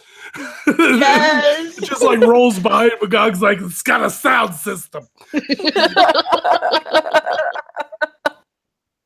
with a makeshift megaphone, just like a little cone, so this way it plays. Right? Like Magog casts a spell, and all of a sudden Alex Jones is sitting in the back ranting, and it's like, I changed the channel.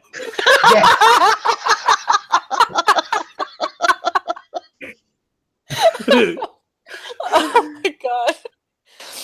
Oh, yeah, I would totally donate to that fundraiser to make this happen. There's like a little dog in the back of the wagon, and it's like talking, and the voice coming out is Howard Stern. It's like, that's Sirius XM. Yeah.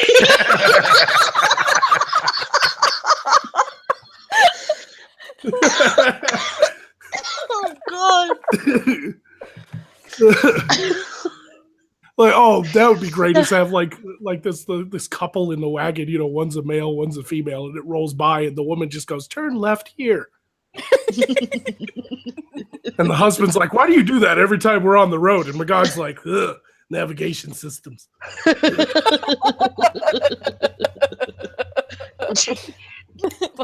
You have your own GPS. I was about to say GPMS. God damn it. GPMS, yes. Yeah, GPMS. Oh. it's funny little jokes like that I think are gonna really make the show, and it's gonna be charming and funny. But there's, you know, it's like what can you parody in medieval times that's just fucking hilarious, you know? Just watch Robin Hood Men in Tights. That'll help. Yeah, there you go. Oh, I'm taking it to the nth degree, you know. I'd love to have like a dragon that has like a United Airlines Oh my god. fucking on his scales. It's like on his chest. There's like people riding it. There's like a stewardess serving drinks on his back. Oh my god. If you did something like that and you were just large enough, you could probably get some sponsorship like that. Yeah. Yeah. Thank you for flying United Morscar. And it's just Magog shrieking people so they can fly on the back of Poe. Right. It's how he really funds his shop, is not selling or buying things. It's the people on Poe. Now, what's really great is I have a fan who is an electrical and mechanical engineer, and he's already sent me the 3D renderings, and he is printing me out, 3D printing out a Poe skeleton, and he's going to make it animatronic. Ooh, nice. Cool. Badass. So the wings will actually move, and the mouth will move every time you talk into a microphone. So the beak will actually move, and the head will move side to side and stuff like that, and the eyes will light up red. And so I'll be able to actually have that on set and just have someone off screen play sound files of Poe, you know, or somebody say the lines and then I overdub with Poe, you know. But it's going to be great because then I could take that little animatronic Poe and have him like sitting up in a cage inside the magic shop, and you know, Magog's sitting there behind the counter. You have a customer. Shut up, Poe. Furry Finley says occasionally they feed a pet to the dragon and get sued for it. Right? No, the pet just accidentally got mixed up with the food. I want to. Yeah. I want to do a seed that parodies Lord of the Rings, like Magog's chasing these fucking adventurers that stole something from him, and they get picked up by giant eagles and fly away, and Magog like throws a rock after him. He's like, "You fucking cheaters! If you had those all along, why'd you even stop?" Oh, this would be so awesome. Mm-hmm. Because the giant hey, eagles were super such chat. a cop out. They really were. In every fucking Lord of the Rings, it's just such a cop out. Like, we'll get the giant eagles to save our lives. Why didn't you just get them to carry you all the way to the fucking mountain? Like, Because reasons. you know, like Jordan Carey for $20 New Zealand. Sup, motherfuckers? It's been a while. Somebody Oh, moan. hello, Jordan Carey. Hey, Jordan. Fine, I'll Hello. moan. I don't know who you are, but hello. Hello. Jordan is one of the. Oh, great! fans He of totally country. killed the flow there. Look, we're talking about some fun shit and now oh, Jordan Carey's money's. No, I'm joking. Keep paying us. Yes. the far right Yorkshireman says a medieval 911. That's IXII actually. Oh, I still love that joke. Oh, That's a Rocket, classic. forgot to moan, you fucking whore. I already did. You guys were fucking talking for too goddamn long. Well, do it Oh, now I'm then. so sorry. Moan again. Go. How dare you, bitches? One of my inspirations for this show was definitely some of the shows that came out when Skyrim was really popular. People were doing like parodies, and one of my favorites on YouTube was the Skyrim Cops, and it was like bad boys, you know, like, and the little characters, they animated them and everything in the video game, and some of that shit was fucking hilarious, man, because they were all just white-run guards that had to like chase criminals and shit. It was fucking hilarious, man. If you've never watched Crimes. Skyrim Cops, like millions of views, we're talking Skyrim Cops was fucking hilarious. One of the cops had like anger problems and shit. I remember one episode where they answered a 911 call for a burglar, and they came in and like the burglar was dead with like 80 arrows in his back. And the fucking owner of the store was like, "Well, I just kept shooting." It's like, the cops were like, "Yeah, well, sir, that's actually illegal." Like, oh, that shit was funny. I want to Oh. do shit like that. I want to have like Magog pass a guard on the street. Guards all like, "I used to be an adventurer like you. But then I took an arrow to the," and Magog goes, "You don't fucking say it." And then the guy goes, "To the balls. I took an arrow to the balls." And Magog goes, "Oh, you poor bastard." And then he just starts crying. He's like, "I'm not a man anymore." And Magog's like, no, you're not. Not even comforting words. But no death threats. You know, it's all those little things that we just love about like the medieval, you know, because I grew up on some of the greatest medieval movies ever made.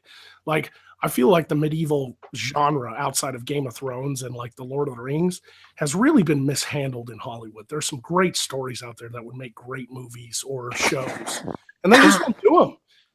You know, one of the first medieval fantasy films I ever watched was Willow, and it was Oh, yeah. brilliant film. Ron Howard directing. It was a Lucas film, you know, starring Warwick Davis and Val fucking Kilmer. Val Kilmer as Mad Mardigan. That was one of the greatest characters. That was one of the characters that I saw when I was a kid who made me want to be a man. It wasn't one of these like pussy fucking shit. I wanted to be the greatest swordsman that ever lived. You know, you know, that's the type of shit. Krull, do you guys remember Krull? That was awesome. Yeah, I I remember. really remember. He had that like 5-bladed spinny thing, and he would fucking throw it. Like, you know, oh, that was awesome. It had the Cyclops in it. Who remembers Krull? Yeah, Dragon Slayer. Oh, that was a good one too.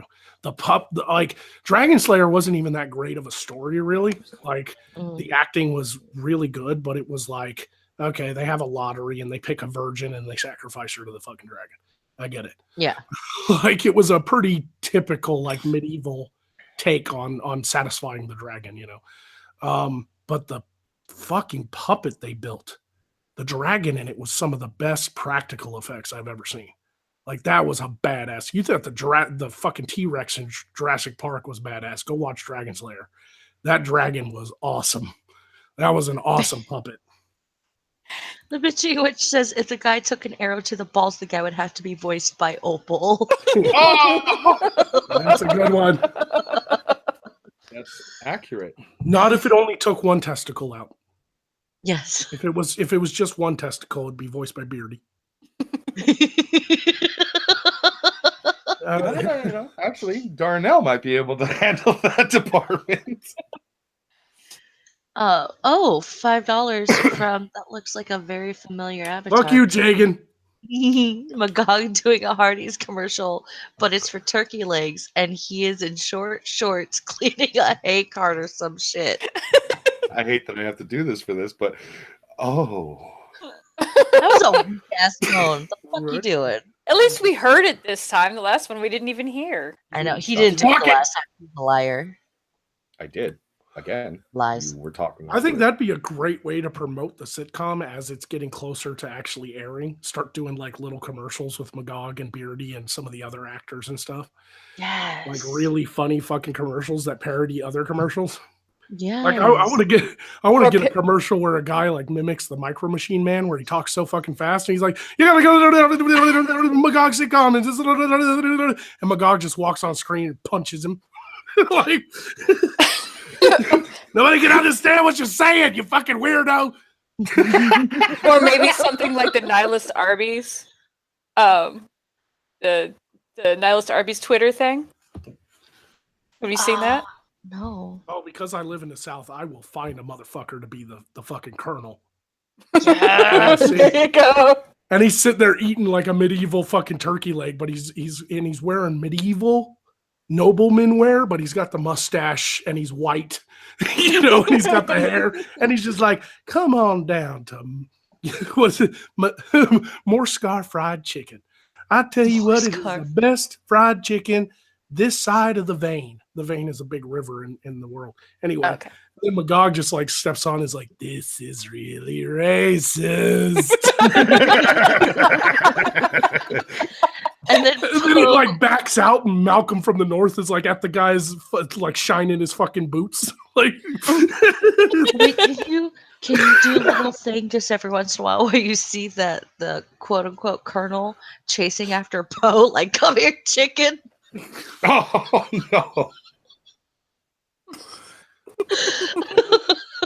Yeah, backs out, and he's like the leg, and it backs out, and on the plate is like a disassembled Poe skeleton, and the eyes light up and goes, "This is a fucked up commercial." Jesus Christ!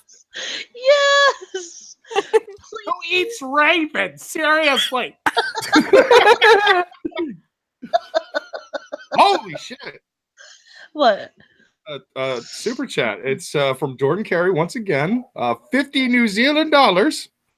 Did anyone here see or have thoughts on the whole Baked Alaska stream drama? And evening to the ladies of the Cut stream. Oh, what's up, Magog?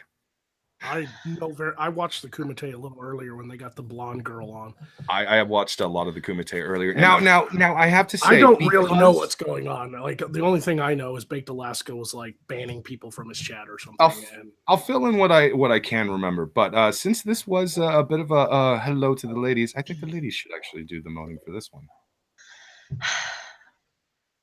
Go for it, Cadet. God damn it. I knew it was going to fall on me. All right. You have the sexiest voice of everybody on this stream. So I don't know, Magog sounds pretty goddamn hot. well, yeah, I mean he's definitely in the running. But And you know what? It's Mo's from Magog. I feel like that's actually how he sounds when he nuts. You know Oh my what? That was goodness. that was very fitting. I like Yeah. that. No, I'm but okay. God goes high like Jerry Lewis. Like he's like, "Oh yeah, like that. You like that? Oh, you pretty lady." I believe it. I believe it. oh wow. Oh God. That's probably Oh. one of the biggest super chats I think we've seen in a while, and I just don't know what to do with it. Like, I should moan, but at the same time, I'm just like, I don't know. I don't think that's good enough. Shut up. Shut up. Here, let a woman do it, since you can't do it right. Oh, pretty lady. There you go, Jordan Carey. Oh God! Oh no, that's too much. Look at that. You got triple. You got 2 Magog moans. Oh shit! Unholy I mole. imagine like Oh. Christopher Walken when he's having sex. Just ooh, wow, we, wow, ooh.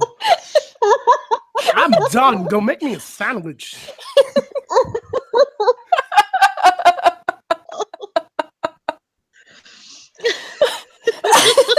I can see that happening, except with Sean Connery, it's more like, oh, that was very nice. Now go make me a sandwich, or I'll beat you. If a woman needs a slap, then damn it, I'll give it to her. Sometimes a woman needs to get slapped to be put back in her place. Oh man, Sean Connery's so My good. sides hurt. Oh, pretty lady, how'd you get in here? What the fuck?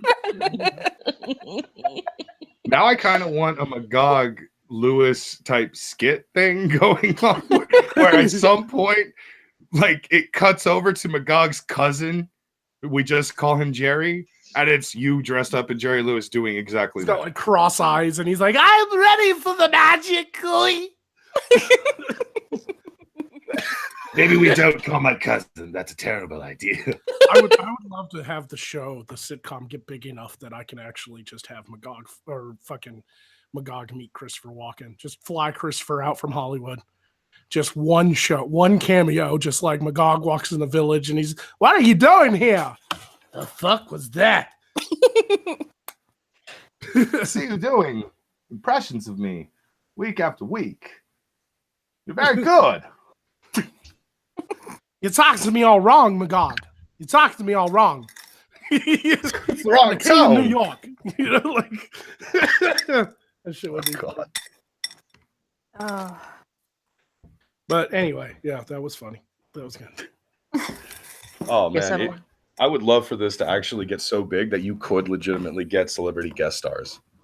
That would be interesting. That definitely And some of them would probably really dig coming out and doing it. Oh fuck yeah. I think at least some of the, like, maybe it's like those, hey, it's that guy actors, like maybe they're not huge names like Tom Cruise or something, but they're like the more conservative actors that actually are like anti-PC.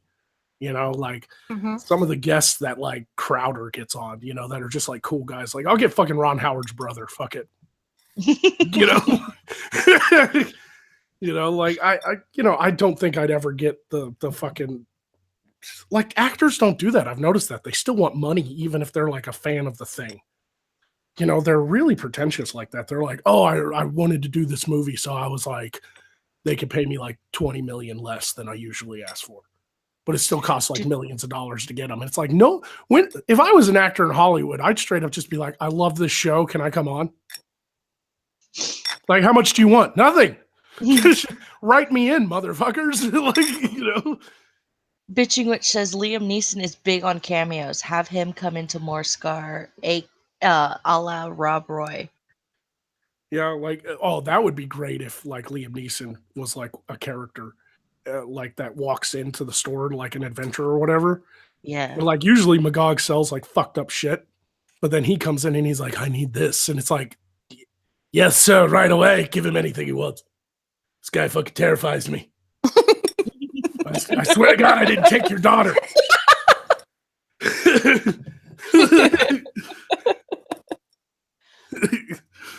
It's like, "I'm looking for my daughter, and they will pay.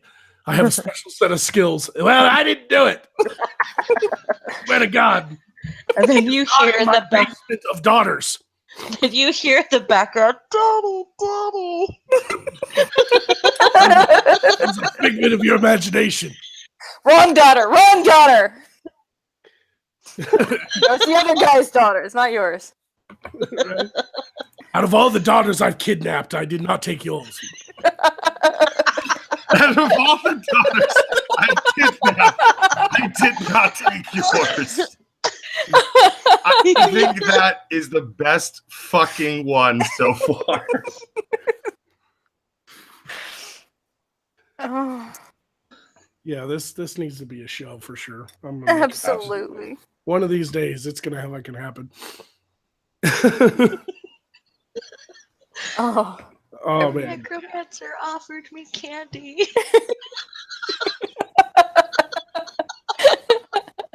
He told me to sniff this rag. I thought it was really weird.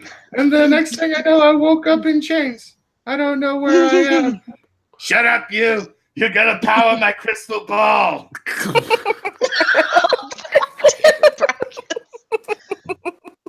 It's not sexual. I need innocent souls for this thing.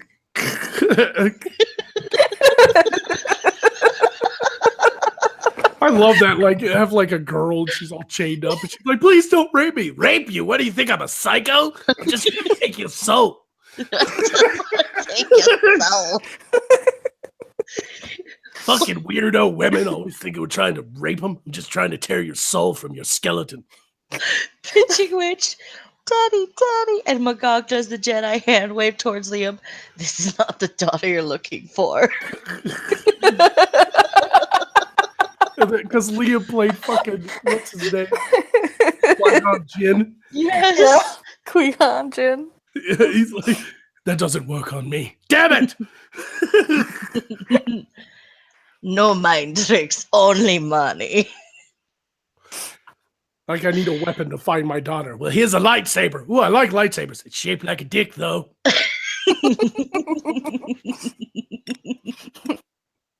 Note the long cylinder and the ball-shaped balls.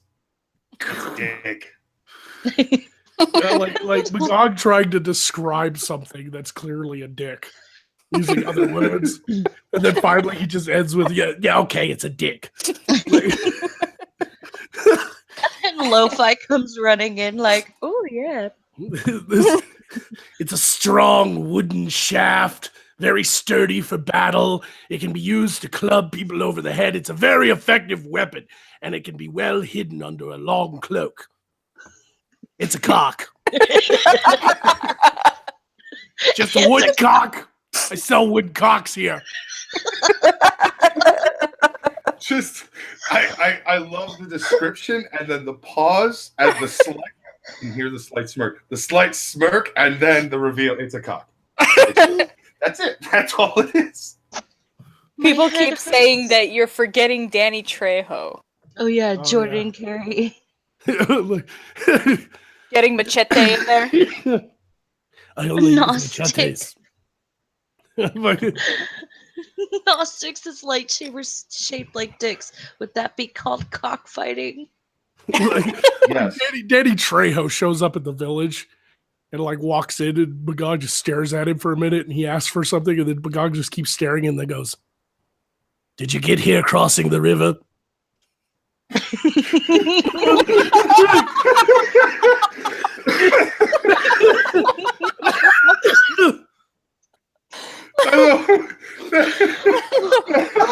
I would love Danny Trejo to not say anything in that scene. And then he just look stares really at Magog, offended. and then it cuts back to Magog, be like, "You need a towel if your back is still wet." You just keep hamming up all the racist jokes, and Danny just says nothing the entire scene. And then he like sets the weapon down, and he's like, "It's 100 gold. I don't take pesos." I don't take that fake money from where you are from.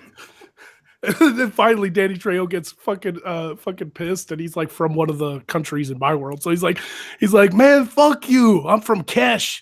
I don't care what part of Mexico you're from."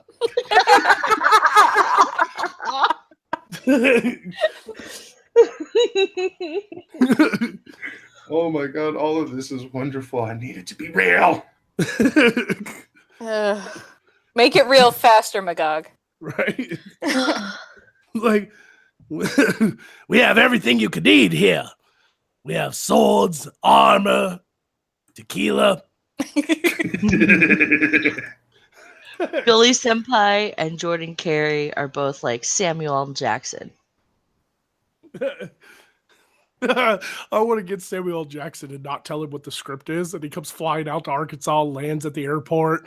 Fucking limo picks him up, brings him out to the fucking land. He shows up, gets in his medieval garb, and is like, let's do this. And he comes walking in the store, and there I am, the camera, and it's like, action. And Samuel L. Jackson walks in, and he just like walks into the store and is like, I'm here to buy it. All of a sudden, the guy goes, a black guy!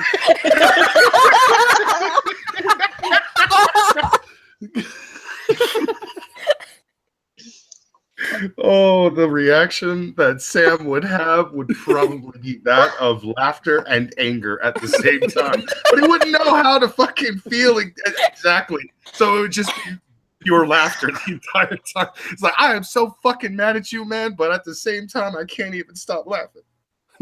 The locksmith for your chains is down the street.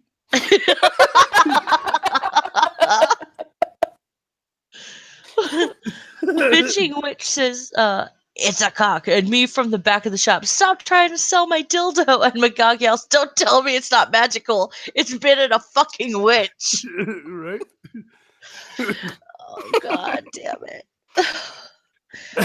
My head hurts so much from Some laughing. adventurer walks in and it's like, hey man, I heard on the street you sell magical pussy. Yeah, hold on. Bitching Witch! Bring it out! Don't forget to cut daddy in for 10%.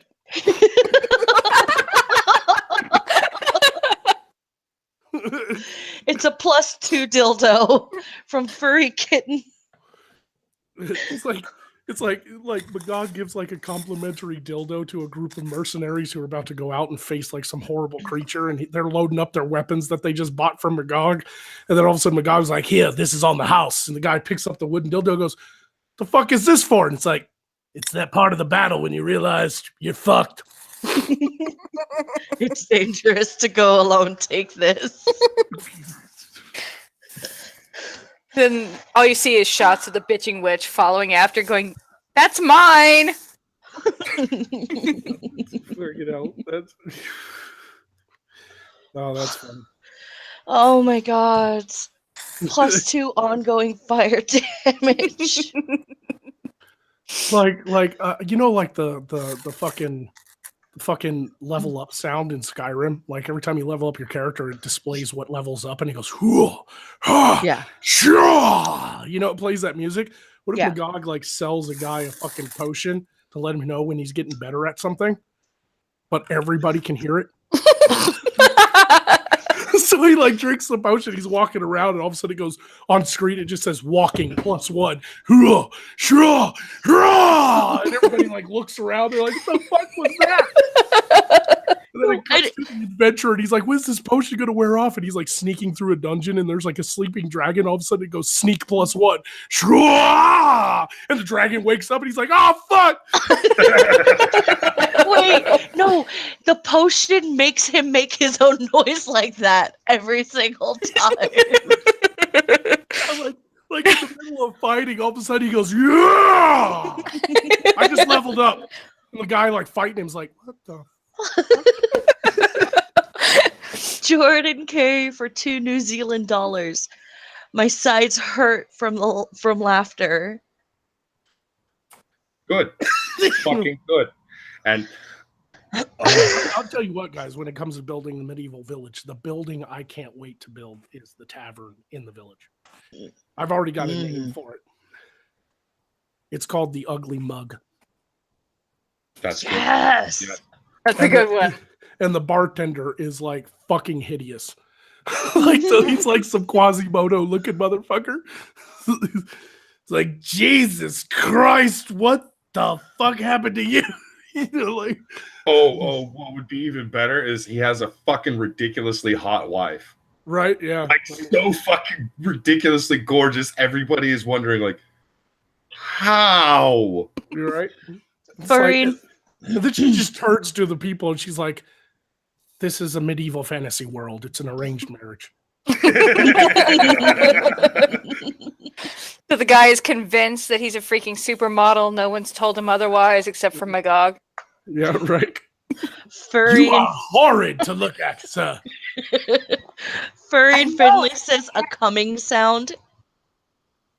I'm guessing for the level up. Oh, that would be funny. No, like the guy orgasms there. Like the guy takes a potion. This will tell me when I get better. Yep. How will I know? You'll know. And then Bring during some the extra first hose. Like during the first battle, there's like 20 guys like all fighting, and he's part of this battle, and all of a sudden in the middle of the battle, he goes, "Oh, oh God!" Oh. And everybody like stops fighting. It's like, do you have an erection on the battlefield? The fuck, man! He fights with his pants off because he just jizzes on everybody.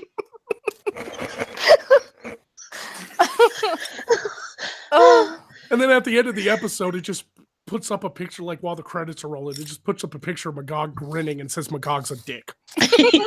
Like, he's such an asshole. Gnostic Man says dildo has special power. Polymorph to dragon. Yeah, only if it's inserted. Only one. Only This is the one most in- painful artifact I own, but trust me, you'll like its power. It'll get you out of a jam if you jam it right. Only one is shoved into dark, moist places. Like it's like the beanstalk beans from Jack and the Beanstalk. It's like you hand him the dildo. It's like, are you sure this is magical enough for me to battle the dragon of the high hills? Yeah, just don't get it wet.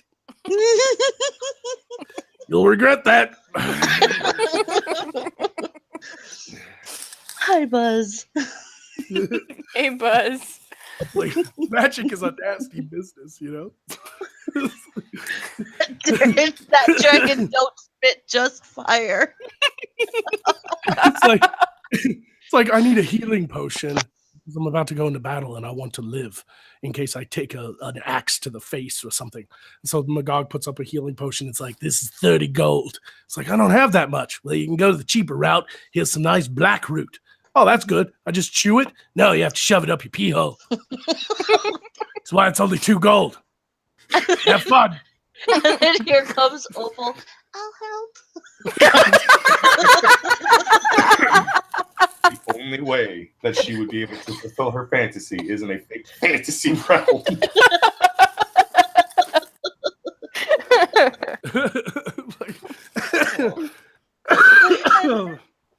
Much. I love this idea of like Magog being summoned to the castle of the king of Morskar because like the daughter is under some sort of curse and he's got to save her from some evil magic. But it turns out she was just lying all the whole time, so that her dad doesn't know she's a whore. Magog becomes her pimp. Yeah, and then Magog's like, "I'll keep your secrets, but you and I are gonna have to come to an agreement." And she starts taking her clothes off, and he's like, "No, what are you doing?" I don't want that. You don't want my body? Not after the last 20 fucking guys. I saw what you were fucking last time. Hell no.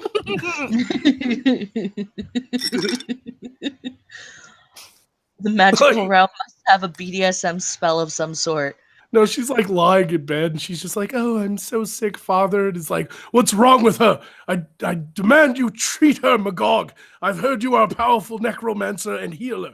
"Okay, hold on a second." Pulls out a wooden dick. It's like, "Here, hold this." She goes, "Ooh." It's like, "Yep, she's got a bad case of whore." That's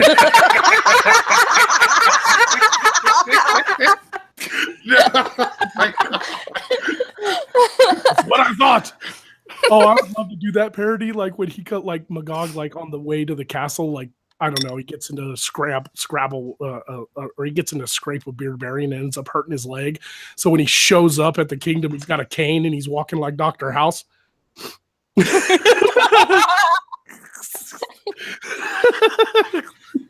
Oh God. It's never lupus. It's never lupus. Oh my god, I can't do this. Like, and then she says something, and the king's like, "What's that mean?" And he's like, "I don't know. All bitches are liars." He's just an asshole the whole fucking time. Yes. Oh, Jeremy06 asks, "Can the king be Schmeckle?" Yeah, like I could just imagine that. He comes limping in and is like, "Your Majesty." Slash. Oh. I thought you were somebody else. AP, hi baby. He says, "Magog, it's your conscience. Gosh, Schmeckle Dingleberry." You're a dingleberry, Schmeckle. That's You a may joke have from the one Gulf voice. City stream earlier. AP hopped in and I didn't know, like, he just started talking and I thought that I had the video playing by accident because I was like, who is that? I was like, I keep hearing AP, and then it was like, I am your conscience. Like, then like Ghastly and Beardy and all of them started playing along. They're like, who are you talking to, Magog? Yes. Oh. Oh god. Oh yeah, that's some good shit. I'd love to do this show, but inevitably Magog's ultimate goal is to conquer things, but he's terrible at it. So that's what's so funny about the show, you know. But it's going to be a good time. I think we're going to have a lot of funny jokes. Oh. My body is ready. She's got a bad case of whore. I'm going to write that one down. I think that's probably one of my favorite ones. Where he hold this.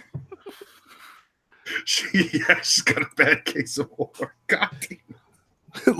like some fucking knight comes in and it's like, I need a key to unlock a magical dungeon. Do you have anything like that? And Magog's like, this key here is enchanted with a powerful magic that allows it to unlock any lock. How do you know it works? Princess ain't a virgin anymore. That chastity belt came right off, man.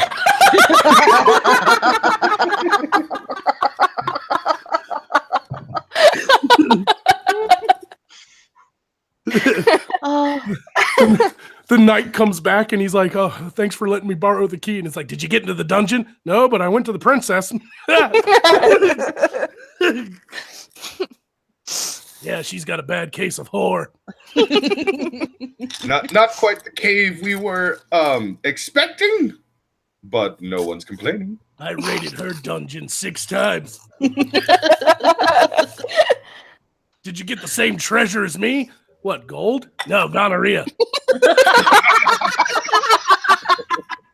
but if she was a virgin, then how? That means you just gave it to her and then got it back. I've been giving out the key a lot. That was a bad idea.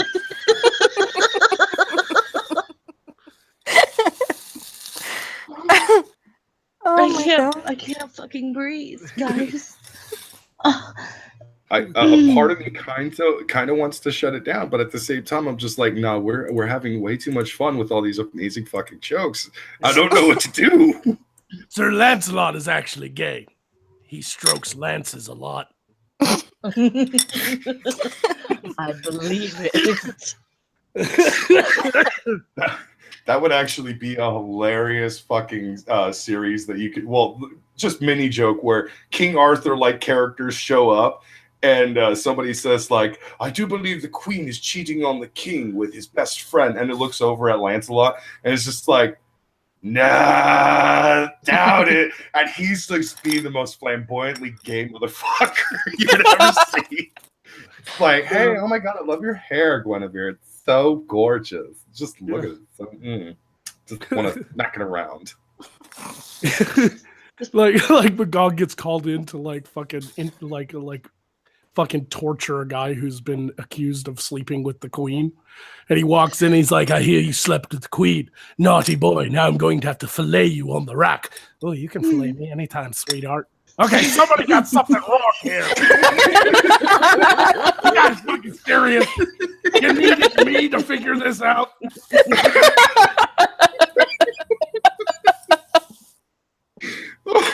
And then instead of Guinevere that Lancelot is banging, it's been Arthur the whole time. Yeah, Arthur just pretends to be other people, and that's why there's the fucking rumor going around. Well, we lost the fire in our relationship, and I decided to start playing different characters who would ravish my wife when I wasn't around, air quotes and such. Well, it just kind of got out of hand, and we just decided, no, let's not tackle these nasty rumors and just make everybody think that my wife is a whore. Seemed easier that way. He has that far off stare as he's looking down, like, well, now that I think about it, it's just gotten way out of hand. I don't think we should have gone this route. I love this idea of like Magog curing some like curse on a princess, like a Sleeping Beauty thing, you know? And then she like wakes up, Magog standing over her, and he's just like, "You are now, the curse is broken." And she's like, "Oh my lord, how may I thank you?" "I think of something." And then it cuts to Magog's like running away from the kingdom really fast, and it's just like, "Where are we going now, Magog? We're getting the fuck out of here." "Why?" "Because I'm pretty sure she's pregnant."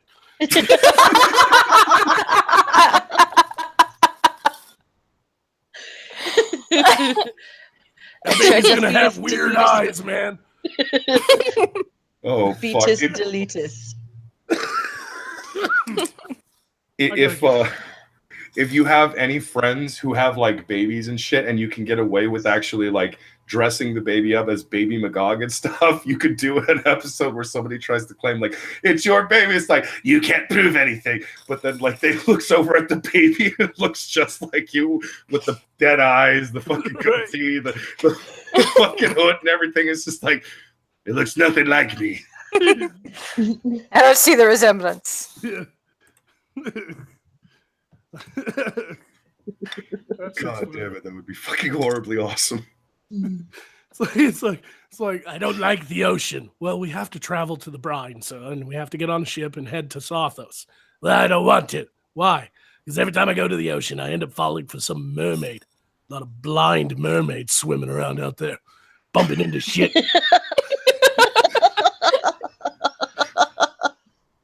Swimming around, chipping their tails on fucking coral. A quick cut over to Beard Berrien on a fucking boat, and there's just a lot of banging going on at the base of it. It's just like, a lot of pretty choppy around here. I don't think we should keep sailing in these seas. Wait, has Magog been through here often? Jordan Carey for $2 New Zealand. Try a Michael Caine impression. Oh, that's tough. That's hard to do. Mm. No, but I can't do Michael Caine. I'd have to practice a lot with Michael Caine. He has such a like recognizable English accent. Like it's different than other English accents. Mm. Yeah, because you have to you can't just sound like an English lord. You have to sound like a very distinct English lord. Like, this motherfucker could be the king, but you don't know. Right. Like, it's not quite Cockney, but it's not, proper either. That's the best It's not part. the super posh. Yeah, that's the best part about Michael Caine. He spoke very Cockney, and then he became an actor and stopped speaking Cockney, but he can slide into it just like he was still speaking Cockney all the fucking time. Oh yeah, he did it for Austin Powers. Oh yeah, it was awesome. Like when him and Austin Powers were like speaking English, so the girls wouldn't understand. Yeah, that shit was funny. he did it again in Kingsman. Yeah, when he drank the poisonous drink and stuff, and he realized it was poison. The only words that came out of his mouth was, "You dirty fucker," and I was just like, "Did he just fucking cock me in the last second?" Oh my god, damn it, Michael, I love you. Bruni for $5. Hey Magoo, what happened to side quests in your show with Modern Medusa? It was that show that introduced me to AP, which led me to Ghastly. All hail Blue Whale. Oh. Yeah, SideQuest is coming back. It's just going to be after school. 2 weeks. I'm out of school, and then by probably the end of May, SideQuest has come back. We got all new hosts, new overlays, everything. As far as Modern Medusa, I don't know if we're going to pick up our show or not. I have to talk to her. We didn't have a fight or anything. We just, she had some problems keeping her internet going. I think her and her boyfriend moved or something. And then I got busy with school. So, you know, the live shows are all coming back. Like there's going to be a lot more live shows once I'm out of school. So just bear with me. No. No, how dare you? Sucks. Yes, it does. It can. Yeah, I think that's actually one of the shittiest things when it comes to these situations is you feel bad because you're not producing what you should be or what you want to be doing for the fans and everything, because you got a bunch of different fucking fans who are just like loyal, and some of them have probably like, you know, been sitting there just waiting in anticipation, just like, when's the next Magog video, or when's the next Magog stream and shit. And it just kind of, it makes you feel like shit, because it's like, I want to give you guys what you paid for, what you want, but I can't right now because of this reason or that reason. It just sucks. Yeah, real life's gotten in the way, and I know my fans are a little disappointed there hasn't been content or anything, but it's just 2 more weeks. Yeah. You know, I just got too much on my plate. The only reason I'm talking to you guys tonight is because, you know, I actually found an evening that I didn't really have much homework. And I am getting to that point where I don't have as much homework, but I have the big final projects like photography. Yeah. I've got a research paper to write for London Art History and a presentation to go along with it, all kinds of stuff. So I'm getting really close to just finishing these final projects and being done. Yeah. So, when it comes to content being uploaded and such, Poisoning the Well has definitely taught me, be patient. It will come. And with the amount of effects and stuff and the writing and the editing that goes into my videos, it was inevitable that I'd have to take a break, because it takes me so long to do a video. It's not like some channels, you know, like nothing wrong with using avatars, but they got it a lot easier than I do. You know, because ultimately you're just kind of cutting things together. Now, don't get me wrong, that's still a lot of work. I totally have respect for everybody who uses avatars, because it's still a lot of work. You got to write your episodes, you got to record the audio, but just try sitting under lights with blinding contact lenses trying to read a script. Just try it once. You know, just that's one thing I got to figure out for shooting the sitcom is how the fuck am I going to direct while also being the talent and wearing contact lenses that I can't see in. You know, it's going to be, it's going to be interesting. It's going to be some trial and error, error. Yeah. Well, error. But you'll be able to do it.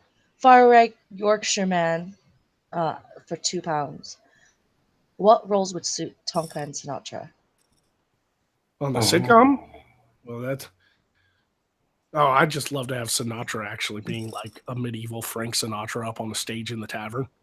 Oh, fly me to the moon, let me swim amongst the stars. You suck.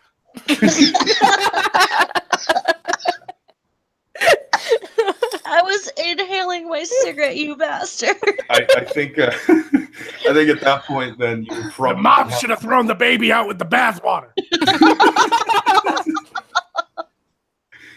Tonka would probably be the owner of the club and shit that Sinatra's performing at and stuff, and he's kind of like a mob boss. No, Tonka would just be like a cage fighter. It's like a Magog arrives in the village and there's just like guys like, you want to fight? No. You want to go away? Spends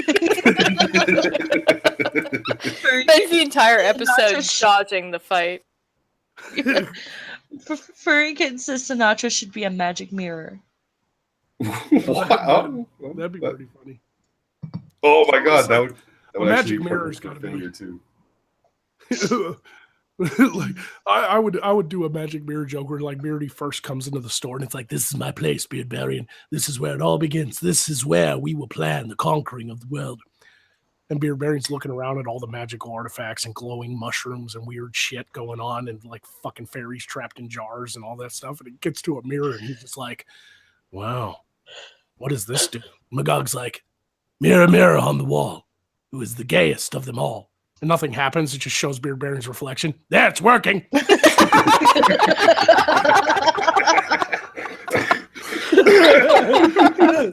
And then, is it really a magic mirror, Magog? No, I just love to do that.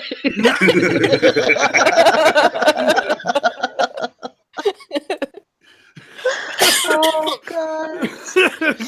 And with that, we are going to go ahead and actually shut this down.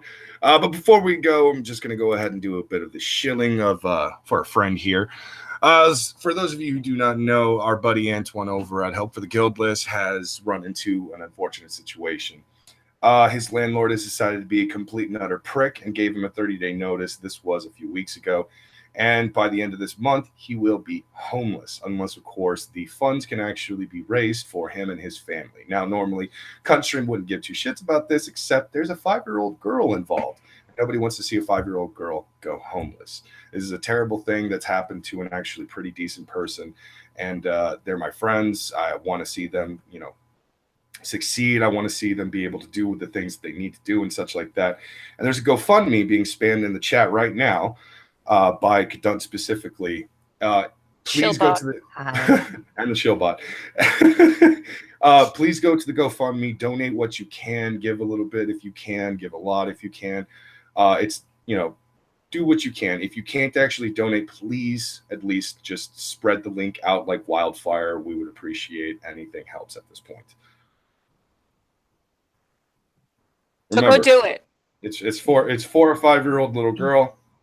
Although Zell likes to say it's for a firing squad to get rid of the entire family. I'm not actually sure at this point, but basically money to help a family. With that being said, with that, we had Ren, we had Ishtar, and we had the great and glorious necromancer Magog, or at least his human avatar for most of it. Thanks for having me. As well as fucking stupid ass faggoty orc who nobody cares about, and me. Yeah, that joke's getting kind of old, but whatever. Anyways, We love you, Brockus. This has been Love Your Monday, everybody. Hope you had a good one, and I hope it was us that put that smile on your face. Take it easy, and good night. Bye.